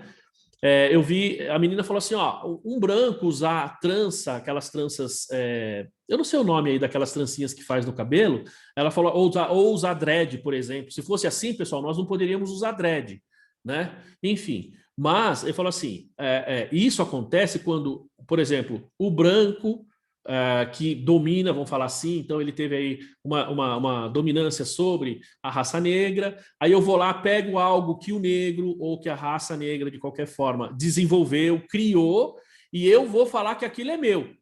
entendeu? Eu vou falar que aquilo é como se fosse uma cultura do branco. Aí é apropriação cultural. Isso é apropriação cultural, não sei se vocês sabiam.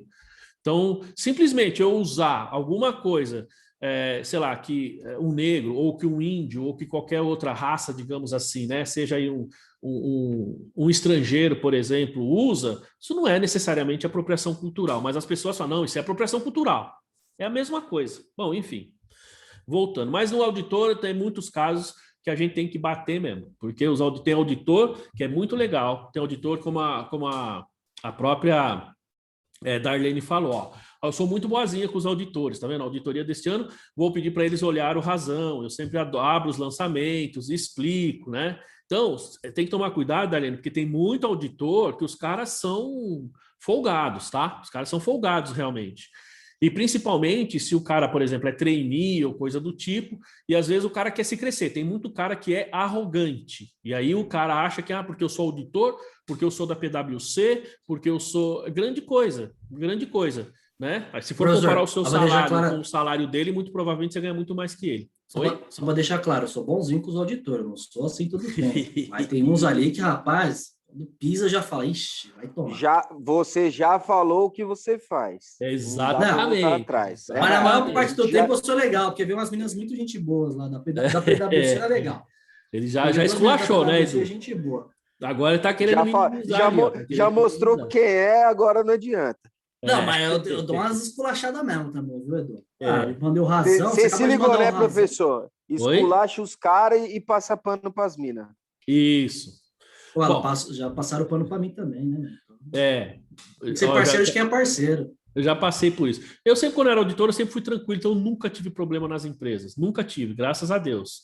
Mas tinha colega que ia, os caras eram... Nossa, os caras apanhavam pra caramba. Eu, graças a Deus, nunca tive problema. Enfim. Mas vamos lá, voltando. O Carlos perguntou aqui, ó, se isso voltaria ao valor do imobilizado em caso de ganho. Não, é o que ele fala. Eu posso reverter até o limite daquilo que você tinha reconhecido como perda, Carlos, tá? Então, até aquele limite. Passou disso, a gente não pode mais reconhecer. Então, é só a reversão. Por exemplo, vamos supor que você fez uma provisão de 10 e você teria, em tese, um ganho de 15. Eu vou reverter 10. O 5, você não faz absolutamente nada. Não pode reconhecer, tá?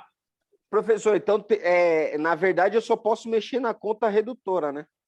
Na conta redutora e resultado. Então, como a Daiane tinha perguntado e o próprio Alex, não as duas Daianes, né, comentário e o Alex, não é PL, tá, gente? Por quê? Porque assim você estaria, como se diz, fazendo um ajuste lá atrás. E não, você está fazendo esta é uma revisão agora. Essa estimativa é feita agora, neste exercício. Então, ela tem que ser efetivamente reconhecida no resultado, né? O que eu quis dizer é o seguinte, professor. Eu fiz a perda de 10, reduzi o ativo em 10. Eu não vou mexer no ativo nunca. Sempre na conta redutora. Isso, então, eu já sei que o limite que eu posso usar é o saldo dessa conta. Perfeito, é isso aí. É isso. E, na verdade, na prática, é daí para menos. Tá? É daí para menos. Tá? Então, só lendo os comentários aqui. O Carlos falou que as criações estão mudando os conceitos de mimimi. Isso é verdade, Carlos. E o Alex falou, se for assim, não pode mais beber cerveja. Apropriação cultural alemã. É isso mesmo, entendeu? Então a gente não pode ter Oktoberfest no Brasil. A Oktoberfest no Brasil, pessoal, é a segunda maior Oktoberfest do mundo. Só perde lá para a Alemanha. Tá? Mesmo na Alemanha não tem Oktoberfest tão grande como nós temos aqui. Enfim, então você imagina falar que isso é apropriação cultural? Não. Né? Apropriação cultural, de novo, é quando você... uma cultura dominante, pega algum, digamos, criação, desenvolvimento, ou até mesmo ideia de uma cultura dominada, seja ela qual for, e você usa aquilo como se fosse sua, tá? Então, como se fosse sua, como se fosse, por exemplo, vou pegar o caso do branco e do negro aqui no Brasil, né?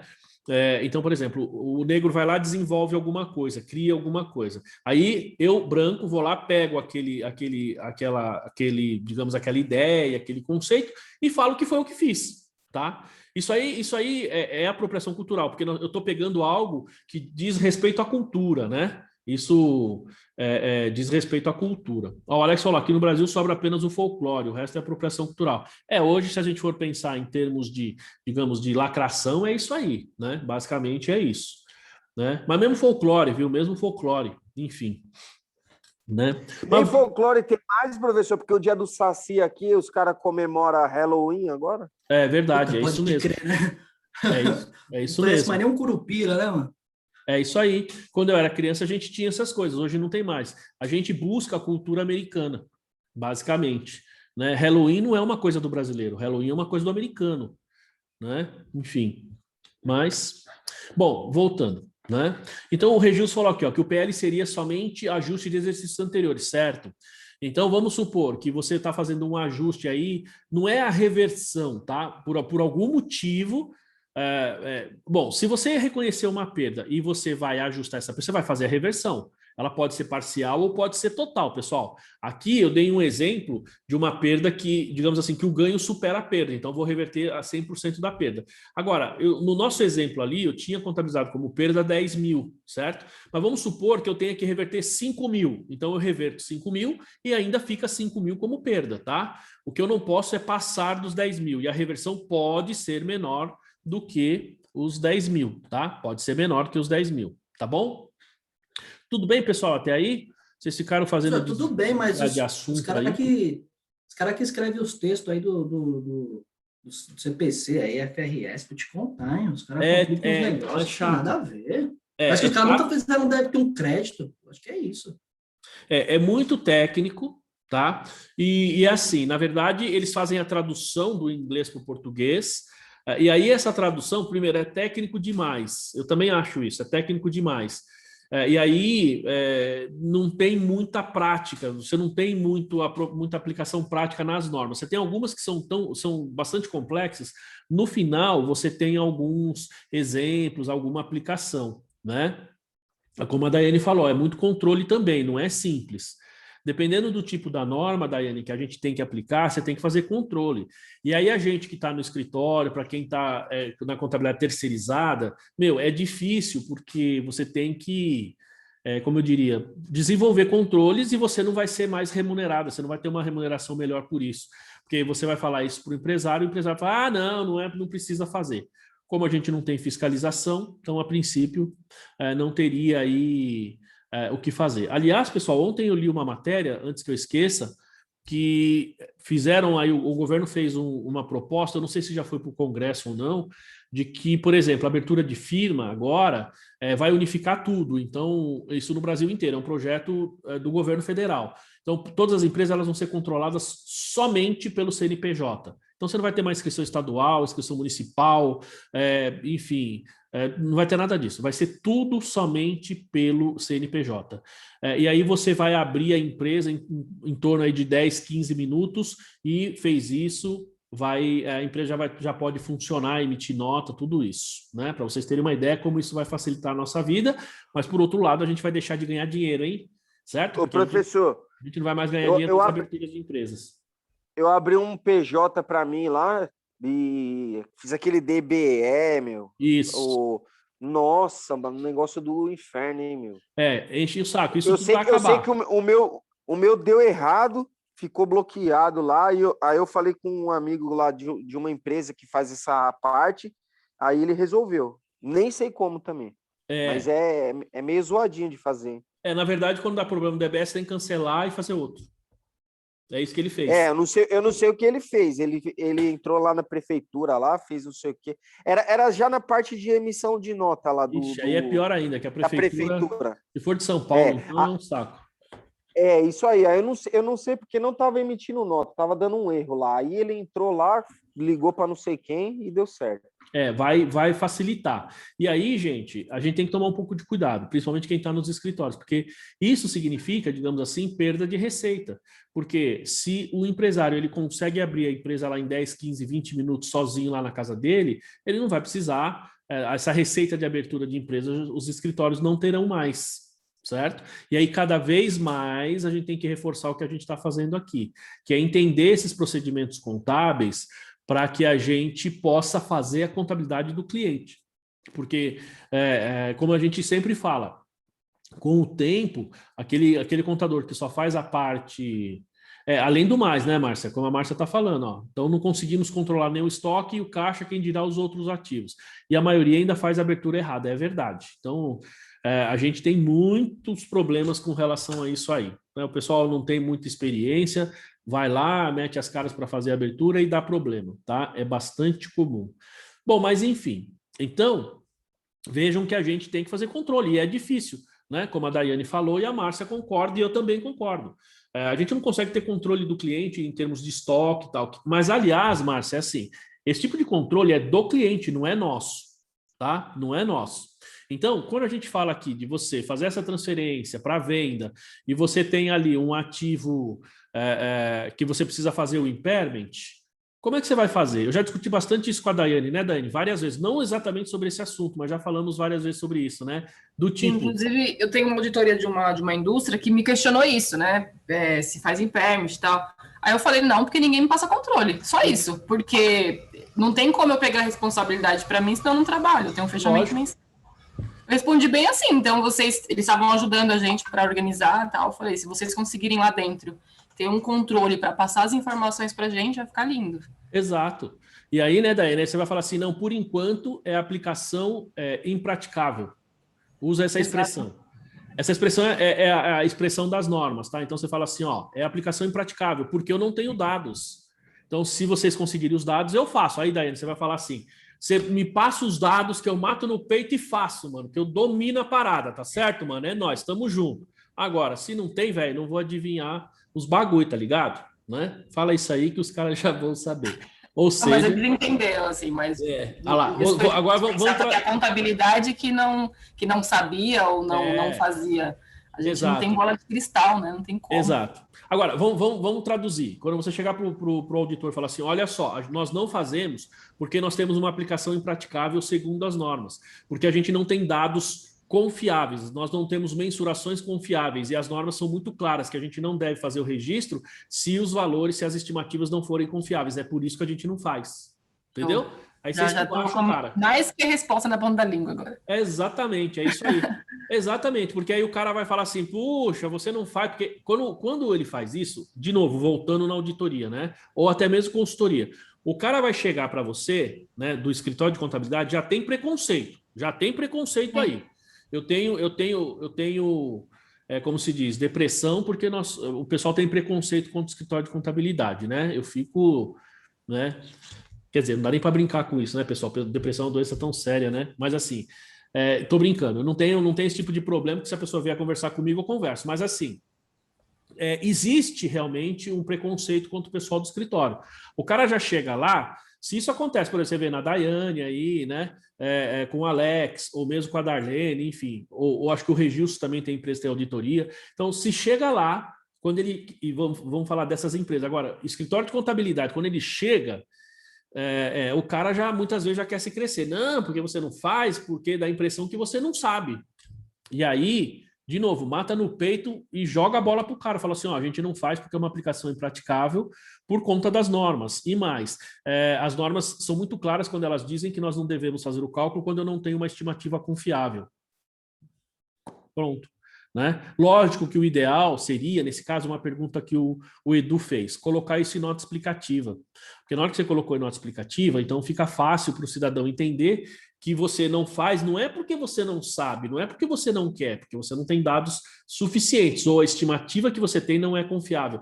Entenderam, gente? Olha, hoje eu vejo a nota explicativa como algo bastante, digamos, importante para que a gente possa, principalmente quem está na contabilidade terceirizada, assim, justificar, mostrar como que eu diria, para esse terceiro, para o auditor, para esse consultor, que você sabe, você não fez porque você não tem os dados, né? E aí a responsabilidade passa para a empresa e não para nós no escritório. Pessoal, nosso intervalo é às 10, né? É isso aí, né? É 10 horas, né? Isso. Tá bom, continuando então, pessoal. Tá? Muito bem. Todo sábado, professor, às 10. Não, é porque eu não sei por que eu estava na dúvida se era 10 ou 10h30. Né? Então, mas é 10 mesmo, tá certo. porque é 2 horas, entre 2 e 2 horas, né? Mas vamos lá então, pessoal. Então, aqui a gente tem esse reconhecimento de perda, como a gente falou, tá? Ó, então, a entidade não deve depreciar ou amortizar o ativo não circulante enquanto estiver classificado como mantido para venda, ou enquanto fizer parte do grupo de ativos classificados como mantido para venda, entendeu? Ó, então, quando eu estou fazendo esse processo de perda, tal, enquanto esse ativo estiver lá reconhecido como ativo não circulante mantido para venda, eu não vou depreciar ele. Por quê? Porque se você fez essa classificação para este grupo, significa que você não está usando esse ativo. Porque se você estiver usando, aí você deprecia, mas aí você não classifica nesse grupo. Então é assim, você tem um ativo não circulante, vai colocar para venda, está usando, ele tem que ficar no ativo imobilizado. Você vai vender ele a partir de lá, quando for da baixa a partir dali. Agora, se você parou de utilizar esse ativo, você vai transferir ele aqui para ativo não circulante mantido para venda, e neste caso, você para de depreciar. Por quê? Porque a depreciação é o confronto pelo benefício que o ativo gera por meio do uso. Aqui você não está usando, então você não tem depreciação. Até porque você vai fazer isso via valor justo, tá?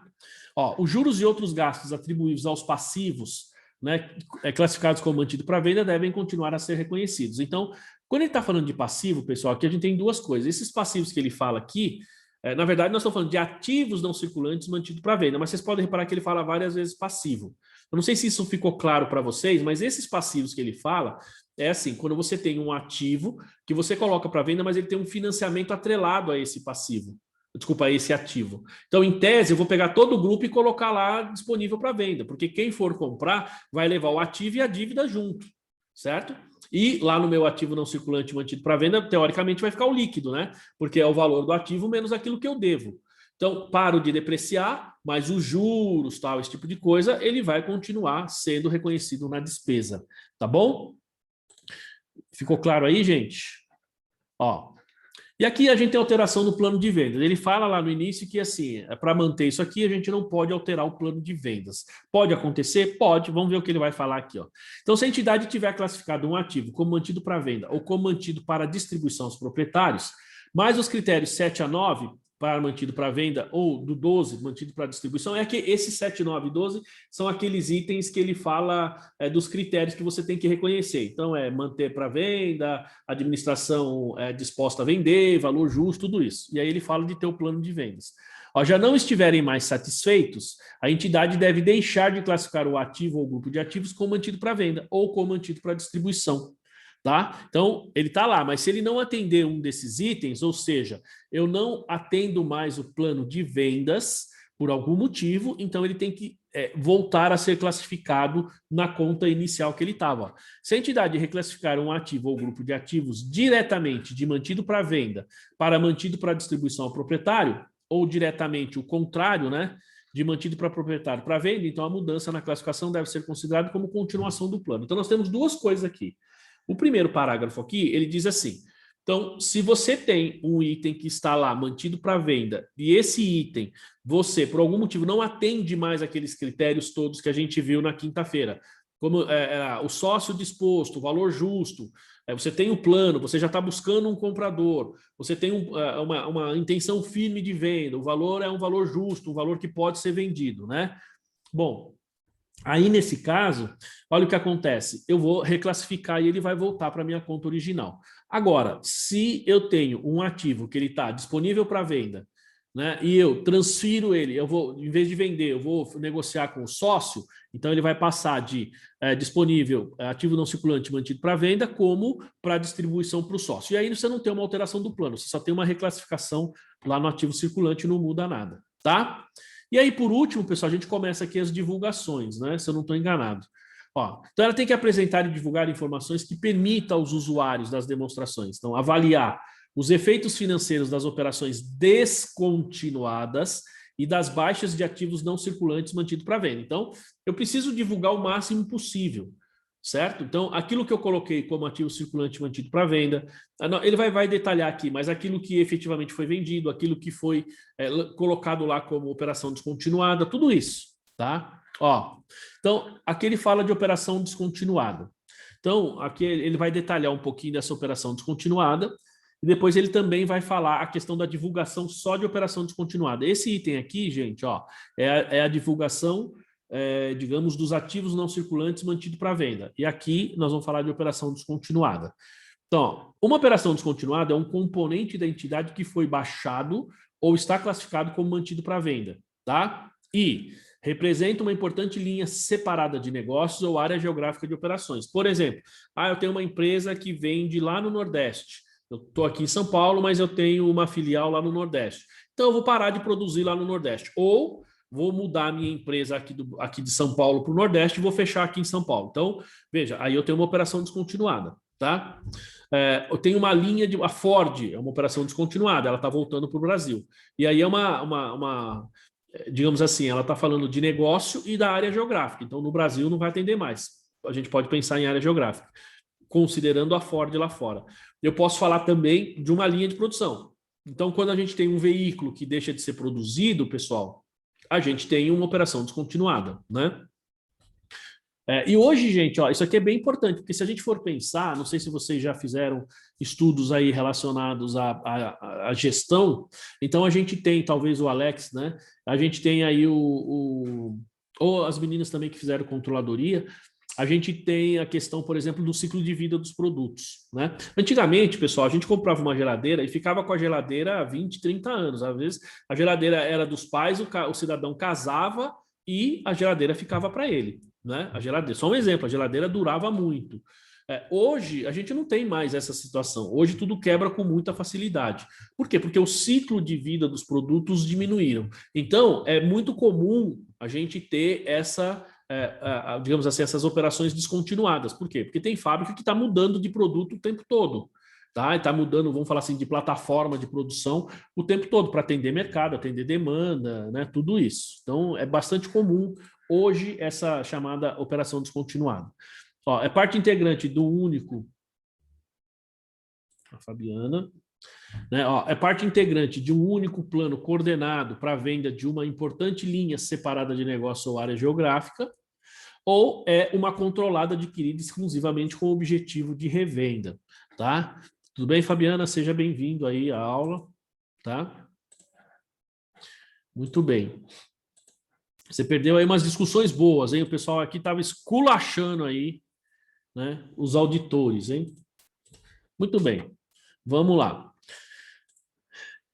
Eu tenho um monte de amigo auditor, viu, pessoal? Eu vou pegar aqui o áudio e esses coisas que eu vou mostrar para os auditores, tá? Inclusive na Price e na Ernest, tá?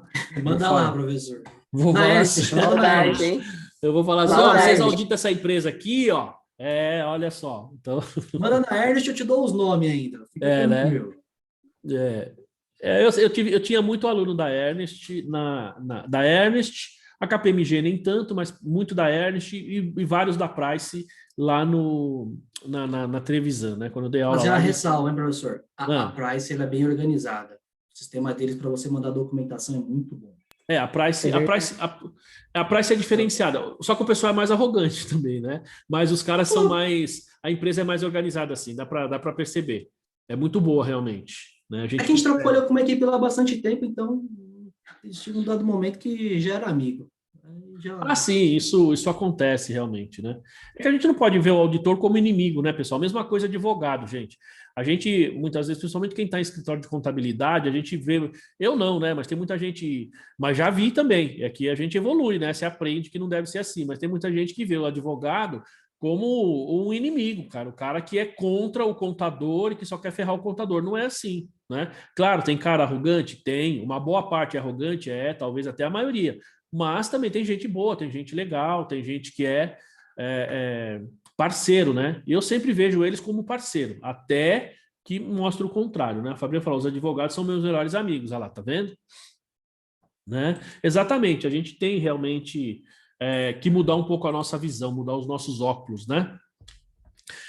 Mas tem muito radical por aí, viu? Professor, muito radical. Se o contador soubesse cobrar igual advogado, não tava essa guerra, hein, meu? É porque advogado, o Edu, eles têm uma tabela de preços. Aqui em São Paulo nós não temos, tá?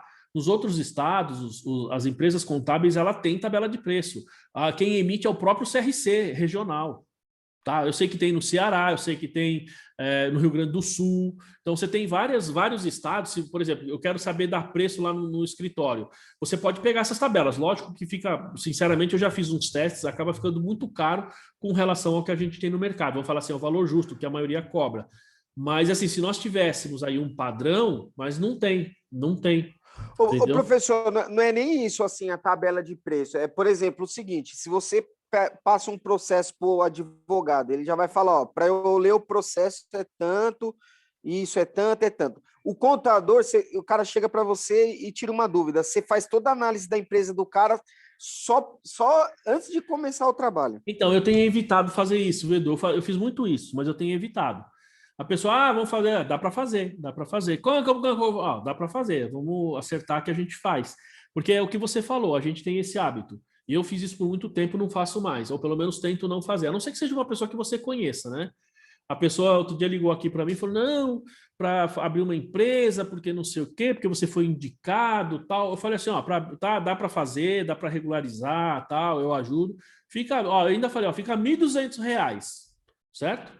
Aí ela falou, nossa, tudo isso? Eu falei, Falei, pesquisa com outros escritórios. Se você pesquisar em outros escritórios e o pessoal te cobrar mais barato, você pode vir falar comigo.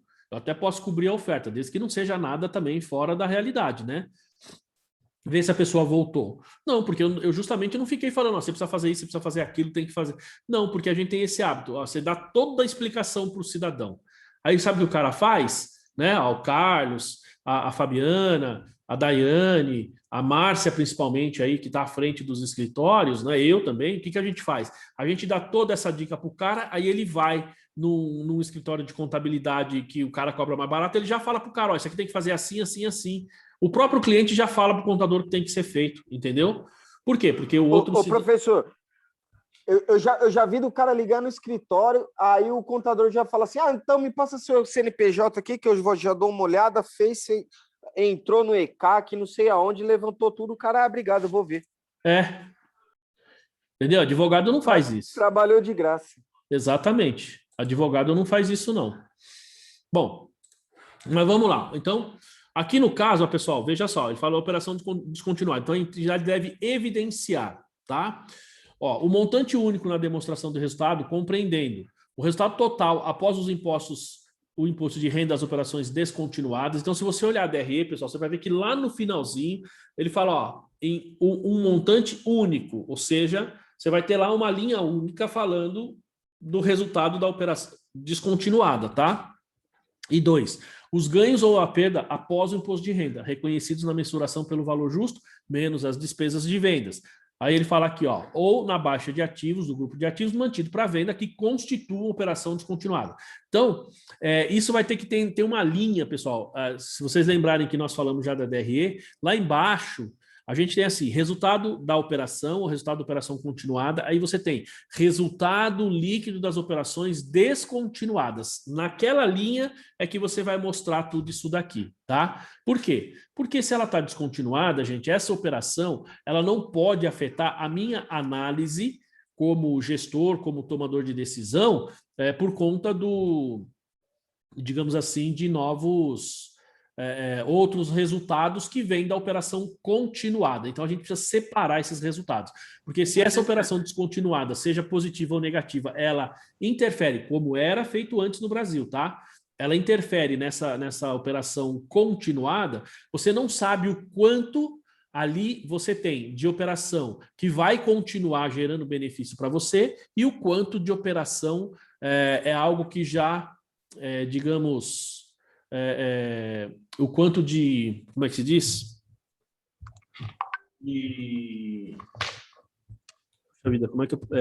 O quanto de resultado, né, você tem daquilo que é descontinuado. Então, você estava ouvindo aqui do caminhão, o caminhão estava passando aí, eu estava passando aqui, porque tinha um caminhão buzinando aqui. É isso aí. Passou aqui, professor, passou aqui, eu não ouvi nada. Então, mas tá bom. Não, eu falo de novo, mas coincidentemente um caminhão também buzinando aqui. Passou morango a caixa R$10. Então, esses itens aqui, Edu, então o montante das demonstrações, que compreende o resultado após os impostos, os ganhos e perdas após o imposto de renda, tal, o líquido disso, ele tem que estar lá numa linha específica da DRE. Então, se você lembrar, você tem receita bruta, deduções, receita líquida, custo, lucro bruto, despesas de venda, gerais, administrativas, equivalência, outros operacionais, aí você tem resultado antes das receitas e despesas financeiras, resultado financeiro, imposto das operações continuadas, lucro ou resultado das operações continuadas. Abaixo, você vai ter uma linha falando resultado líquido das operações descontinuadas, tá?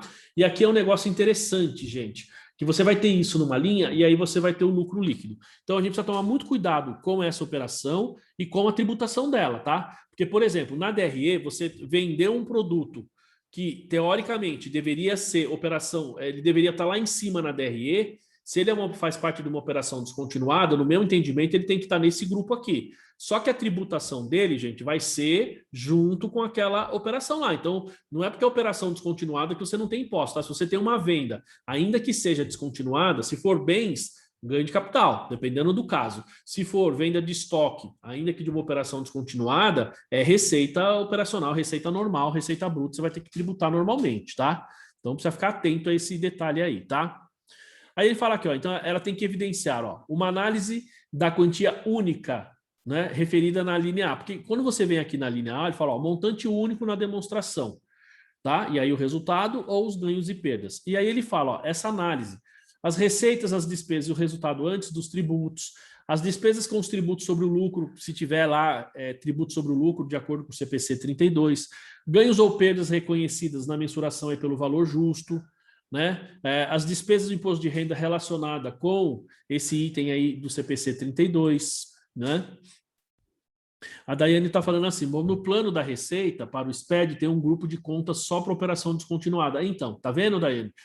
Justamente para que a própria receita, então isso é bem importante, é justamente para que a própria receita ela também consiga saber, tá, que embora ela vai ter uma tributação, digamos assim, no meu entendimento, é normal, tá? Vamos supor que eu tenho lá, vamos imaginar que eu tenho carro, eu sou uma montadora de veículos, eu tenho carros no meu estoque que eu descontinuei. Então, gente, aquele estoque ali, eu entendo que faz parte da minha operação descontinuada. Então, aqueles valores, pelo menos é o meu entendimento, tá? Teoricamente, quando você vender, você não vai ter mais vendas daqueles ativos. Então, ele deveria entrar lá no grupo específico de operação descontinuada. Mas a tributação segue a mesma linha de produtos da operação continuada. Tá bom, pessoal? Só para a gente não misturar. Depois até vou dar uma olhadinha nisso aí, viu, Daiane? Só para matar a curiosidade. Então, quando a gente tem esses itens aqui, gente, ó, você pode ver que a gente precisa abrir os valores, a gente precisa demonstrar esses itens todos, tá? Precisa ser demonstrado a maior quantidade possível de informação. Ó, e a análise pode ser apresentada nas notas explicativas ou na demonstração do resultado, tá? Então tá vendo, Daiane? Tem esse grupo sim. Eu já tinha visto, mas eu não... na verdade, assim, nunca parei para observar, né? Só quando eu estava batendo o olho, quando eu estou cadastrando conta aqui no Contimate, que a gente vai lá, tem que cadastrar a conta, o plano referencial, e eu já vi, mas sinceramente nunca parei para observar em que grupo estava. Mas a partir do comentário da Daiane eu vou dar uma olhadinha também, né? Ó, a análise pode ser apresentada nas notas explicativas ou na demonstração do resultado. Então, eu tenho as duas situações, tá? Tem empresas que mostram nas duas, que na DRE você vai ter ali o lançamento disso, né? Na demonstração do resultado, você vai ter ali os detalhes, mas você pode montar quadros, assim como a gente faz com o imobilizado, para mostrar isso lá na nota explicativa, né? Porque senão também você fica repetindo, não tem necessidade de lançar informação, mostrar duas vezes, tá? É mais trabalho à toa. Então, se for na demonstração do resultado, na DRE, deve ser apresentada em seção identificada e que seja relacionada com operações descontinuadas, isto é, separadamente das operações em continuidade. Por isso que a gente tem um grupo específico para atender este ponto aqui. Precisa ser separado, tá? E você tem divulgações adicionais que ele pede. Ó, então a entidade deve divulgar a seguinte informação nas notas explicativas do período em que o ativo não circulante tenha sido classificado. Ele fala, ó, seja como mantido para venda ou vendido. A descrição do ativo ou grupos de ativo, descrição dos fatos e das circunstâncias da venda, ou que conduziram à alienação esperada, forma, cronograma, ganho ou perda reconhecido que você teve, né? Se não for apresentado separadamente na DRE, então vai lá na nota explicativa. E se aplicável, o segmento em que o ativo não circulante ou grupo de ativos mantido para venda, se for o caso de informação por segmento. Informação por segmento, pessoal, CPC 22, ele é assim. Você tem um certo percentual de faturamento que alguns segmentos pode ter. São poucas as empresas, poucas não, né? Mas não são tantas empresas assim que apresentam informações por segmento. Então, se você pega a Petrobras, por exemplo, ela apresenta. Então, ela tem o segmento de extração de petróleo, ela tem o segmento de refino, ela tem o segmento de distribuição, o segmento de gás. Então, a informação por segmento. Então, cada um desses grandes segmentos, você precisa detalhar a DRE. A DRE vai ter que ser feita de forma separada, tá? Então, o que ele está dizendo? Então, se você tem alguns ativos que são mantidos para venda ou, como se diz, descontinuado, então se você apresenta na informação, se você é obrigado a apresentar essa informação por segmento, então efetivamente você precisa demonstrar esses ativos dentro desses grupos aí, tá? E se ela aplicar o item 26 ou 29 aqui, que é esse caso aí da nota ou do DRE, fala, a entidade deve divulgar no período da decisão que alterar o plano de venda do ativo não circulante mantido para venda, a descrição dos fatos e das circunstâncias que levaram à decisão e o efeito dessa decisão. Então, aquilo que levou à decisão e o resultado, o efeito, como que essa tomada de decisão afeta os resultados da empresa, das operações para esse período e qualquer período anterior apresentado. Então, se você muda o plano, se você tem ali algum tipo de alteração na estratégia, reclassificação, você precisa divulgar o seguinte: por que você fez isso? E qual é o impacto disso nas suas demonstrações, tá? Gente, às vezes, quando a gente olha esse CPC, a gente fala assim, puxa, isso aí, meu cliente está vendendo lá uma mesa. Né? Quando você tiver um cliente que está vendendo um ativo desse porte, pequeno porte, o que você vai fazer? Você simplesmente vai colocar esse valor para venda e tudo bem, está tudo certo. Agora, imagina se você está vendendo uma plataforma de petróleo, você vai negociar o tatuzão, né? Esses dias foi na quarta-feira, eu dei treinamento, e aí eu comentei do tatuzão e eu mostrei a foto do tatuzão, né? A gente comentou aí no outro dia, não foi? Foi com vocês também que eu comentei, né? Isso.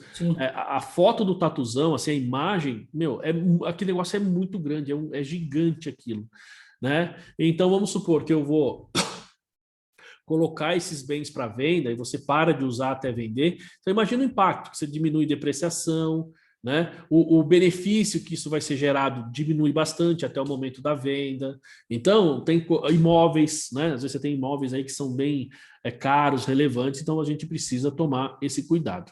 Tá bom, pessoal? Bom, faltando aí 7 minutos, nós finalizamos, então, esse CPC 31. Professor, mas o tatuzão, no caso, será que as empresas já não cadastram ele como o tempo de vida útil estimado, o tempo da obra? Basicamente, já faz isso, porque assim, é muito caro, né? É muito caro. Então, quer ver, ó? Eu vou ser sincero, eu não tinha visto. Aí eu fui fazer a pesquisa essa semana e aí eu vi aqui, ó, vou mostrar aqui uma imagem que a gente consegue. Eu vou mostrar para vocês, ó. Vou projetar minha tela aqui, ó. Que aí vocês vão conseguir ver, para quem nunca viu, né? Vocês vão conseguir ver o tatuzão aqui, ó. Ó, olha Tem um amigo meu que trabalhou na operação desse tatuzão aí, na linha verde. Exato, olha o tamanho disso aqui, pessoal. Olha as pessoas aqui do lado, olha o cidadão aqui, ó. Né? E olha o tamanho do negócio, ó. É muito grande, né? O professor, e ele já vai aplicando as placas. Ele perfura, ele faz o buraco e já vai colocando as placas para segurar ali e já sai pronto o túnel. Aqui, acho que, não sei se daria para... Aqui, né? Aqui, por exemplo, essas placas aqui, ó, o que ele está falando é essas placas aqui em volta, né? Que é o concreto que vai ter por fora, né? Ó, é isso que ele está falando, né? Então, ó, por exemplo, aqui, ó, tá vendo? Ó, ele já vai fazendo isso aqui. É porque senão não teria muito sentido, né? E aí a gente tem... aqui dá para ver bem, né, Alex? Ó. Isso, essa aí. Então, olha o tamanho aqui, pessoal. Aqui você consegue ver as pessoas pequenininhas. Ó, aqui, ó, o cidadão aqui é o tamanho do negócio, né? Então, não compensa muito você pegar um item desse, imagina desmontar isso, né? Fazer todo o processo para daí você pegar e falar assim, não, vamos desmontar, vamos trazer de novo para a nossa empresa, tal. Não vale a pena, realmente não vale a pena, né? Eu acho que o custo seria muito maior do que efetivamente o benefício que isso traria para a empresa, né? Bom, pessoal, mas é isso. Dúvidas aí, Professor, gente? Pode eu tenho falar. uma dúvida. Há um tempo atrás, quando a gente falou desse CPC, eu não lembro se a gente falou sobre isso agora, mas na conta quando a gente separa o ativo para vender, a gente pode adicionar valor a ele? Não. Não. Vamos lá, você fala assim, o ativo custa 20 e o custo dele está por 20 na sua contabilidade, e por algum motivo você vai vender ele por 50. Então você transfere e coloca 50. O valor justo, por exemplo, eu faço uma pesquisa e o valor justo está valendo 50. Não, tudo bem, você vai fazer isso. Se você fizer isso nessa norma, você vai fazer isso. Só que o valor justo não é tributável. Entendeu? O valor justo, até você vender, você vai ter que ir apurando o valor justo mês a mês, né? Uhum. E aí você vai aumentando ou diminuindo o valor do ativo até ele zerar, até você vender esse ativo, certo? Mas você tem que lembrar que é assim, vamos supor, você tem um custo de 100 e você foi lá, apurou um valor justo de 150. Então, você vai reconhecer um ganho no valor justo de 50, certo? Para você apurar o custo da venda, apurar o ganho, é o 100, não é o 150. O valor justo, essa diferença entre o custo que você tem e o valor justo, aquilo ali basicamente vai representar o ganho que você vai ter na operação. Ah, tá. Mas então eu só posso contabilizar quando eu vender mesmo, de fato. Eu não posso reconhecer isso antes. Não, pode. Você deve reconhecer mês a mês, tá? Ah, tá. Só que é indedutível se for perda e não tributável se for ganho. Entendi. Aí, quando você efetivamente vender, vamos supor que houve um ganho, aí você automaticamente, né, você vai ter que apurar. Então, eu tive tanto, vendi por tanto. Aí, extracontabilmente, você apura o ganho e ele deve ser muito próximo do valor justo. Se o seu cálculo de valor justo tiver feito de forma correta, então esse valor que você vai vender, ele deve ser muito próximo do valor de venda. E é isso que vai representar o seu ganho, né? Entendi, professor. O problema, né, Lilian, que muita gente quer fazer o quê? Quer pegar o valor do bem, aumentar o valor do bem para não pagar ganho, para não ter ganho. Não é? Sim. Esse é o problema. Aliás, pessoal, eu não lembro se foi aqui que a gente comentou, mas vocês viram o projeto que o Paulo Guedes mandou para o Congresso, acho que foi ontem ou anteontem. Se não me engano, naquele projeto é para aumentar a tabela de imposto de renda, mas também tributar lucro, distribuição de lucro. Tá? Então vai ter uma tributação aí, se passar o projeto, eu acho que está nesse projeto já. Né? Então, se passar, eu acho que já vai começar a ser tributado logo, logo. Né? Aquela situação do barco lá que o colega tinha comentado daquela vez, vai ser tributado aí o barquinho. Exatamente. Então, aí vai acabar, pessoal, um pouco essa coisa de você... Então, Fabiana, mas tá demorando esse projeto. Estão falando faz tempo de... mas foi mandou acho que ontem ou anteontem para o Congresso. Foi ontem. Foi ontem, né? Então, que aumenta a tabela do imposto de renda e também, eu não li ainda, né? Então, e aí você tem uma parte... Então, vai pagar acho que 15%, se eu não me engano, não sei se é 15% ou 20%. 20% na distribuição de lucro, até 20 mil é isento. Então. Para fundos de investimento vai ser tributado 15%, se eu não me engano. Não, 30%. Reajuste na tabela do imposto de renda, para quem ganha acima de R$2.250, R$2.500, vai ser isento. 2.500. E aí a tributação... Eu estava com a matéria aberta aqui agora há pouco. Então, é verdade. E aí eu já estou trazendo isso para vocês, porque para quem não viu, é o que a Fabiana está falando. Ó. Então, aquele sócio que só tira um salário mínimo e só tira lucro, esse cara vai ser tributado, vai ficar pior do que ele pagar para o labore, entendeu? Vai ficar pior. Então, já comecem a pensar e acompanhar esse projeto de lei, porque se ele for aprovado, ele vai realmente... Então, tá vendo o que o Regilson falou? Então, Regilson, sugestão, já pega esse fim de semana, já dá uma lidinha nesse projeto aí e já dá uma estudada, tá? Porque a diminuição da alíquota também, né, professor? De 15, né, que eles não colocam 25, né? Eles colocam 15 para 12, se eu não me engano. Também então, tá em discussão. A alíquota da tabela, né, você fala? Isso, de imposto de renda à pessoa jurídica. É verdade, também deve ter... é verdade. Ele fala de 25 para 22, um negócio assim, né? Que a gente fala que 25, né? Lá, mas na reportagem eu vi 15, que eles colocam 15, tem os 10% adicional, mas eles colocaram 15, mas para diminuir para 12 também. É porque eles não estão considerando o adicional, né? Mas vai ser de 25 para 22, praticamente, Isso. né? Você vê, se é de 25 para 22, teoricamente, vai continuar o adicional, né? Sim. Eles colocam 15 para 12, então para a gente é 25 para 22, né? Que Exatamente. Eles não colocaram adicional, mas a gente sabe que existe. Exatamente. Ó, a Daiane está perguntando, professor, mas para quem já recebe o lucro, já não foi tributado? Já. Foi por isso que o Fernando Henrique, lá em 95, acabou com isso, Daiane. Até para atrair investimentos. Oi, Alex. Mas no caso que eles falam, quem já foi tributado foi a empresa, não a pessoa física. Então, eles vão tributar a empresa e o ganho da pessoa física. Estão separando ali. Eu concordo com isso, professor, porque a gente acaba sendo lesado, vamos dizer assim, a própria pessoa que é registrada, vamos dizer assim.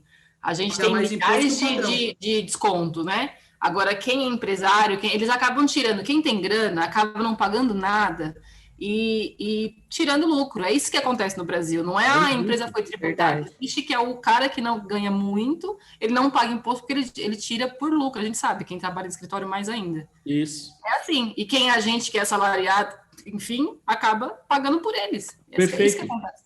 É isso mesmo, na prática é isso mesmo. Renda, né? Oi? O professor, hoje qualquer pessoa está pagando imposto de renda. Desculpa, Alex, eu não ouvi.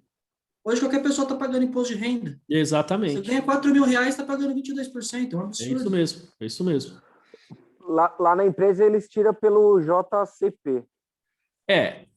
Que é uma técnica boa. Então aí já vale a pena estudar também o juros sobre capital próprio.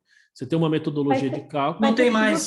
Também, não vai ter mais juros sobre capital próprio. Tá no projeto também? Tá no projeto. Eu não li o projeto, tá, pessoal? Por isso que eu não sabia. Eu ainda não consegui ler o projeto. Então, depois até vou ler. Mas, então acabou, não tem jeito.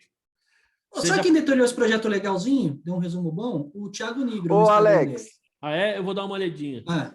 Não vai ter mais essa modalidade no não é que não tem. Projeto novo? Não é que não tem. Vai ser tributado.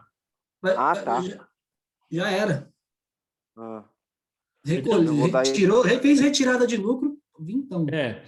O que acontece, como a Daiane falou, né? A empresa ela foi tributada lá, mas o cidadão que ganhou o dinheiro não, né? Então, qual foi o objetivo lá atrás de criar essa tributação ou de eliminar? Porque até o Fernando Henrique, pessoal, era tributado já foi tributado.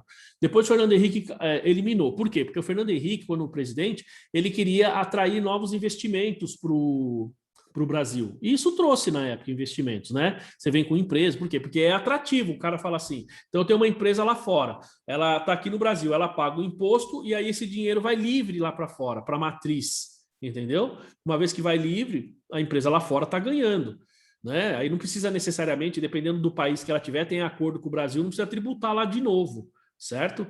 Ou às vezes tributa lá, mas a alíquota é mais baixa, então vale mais a pena. E aí essa discussão já vem há bastante tempo. O que o pessoal alega é que, assim, que poucos países no mundo têm esse tipo de procedimento, de não tributar lucro. Eu acho que tinha no máximo 6, 7, vou arredondar 10 países, no máximo. De 210 que não tinha isso. E o Brasil agora deve voltar. E eu acho que isso deve passar, viu, pessoal? Então, para quem já faz aí para esse procedimento dos clientes, já vão estudando isso daí, viu? A Darlene perguntou lá a dica, o Alex, o nome do professor lá que fez o resumo que você falou. Thiago Nigro, né? Depois eu vou dar uma olhadinha também. Eu vou estudar o projeto para aí, se focar, a gente discute semana que vem, tá? Pessoal, então vamos lá. Então, primeira coisa, dúvidas aí com esse conteúdo, gente? Certezas? Muito simples, professor. Ele não é difícil. Sinceramente, não é difícil, na minha opinião. Eu só preciso saber aquilo que eu vou transferir, que eu vou mensurar valor justo, e os procedimentos para poder fazer esse registro. Basicamente é isso. A gente não tem grandes dificuldades aqui nessa norma. A próxima norma que a gente vai ver é o CPC 20, custos de empréstimos. É uma norma que eu também, particularmente, acho um pouco mais fácil. Mas a última turma que eu falei sobre isso aqui, pessoal, gerou aí uma polêmica tão grande que eu já nem falo mais que é um procedimento tranquilo, que é um procedimento simples, tá? Se gerou lá, aqui vai gerar pior. Não. Acho que aqui vocês vão tirar de letra, né?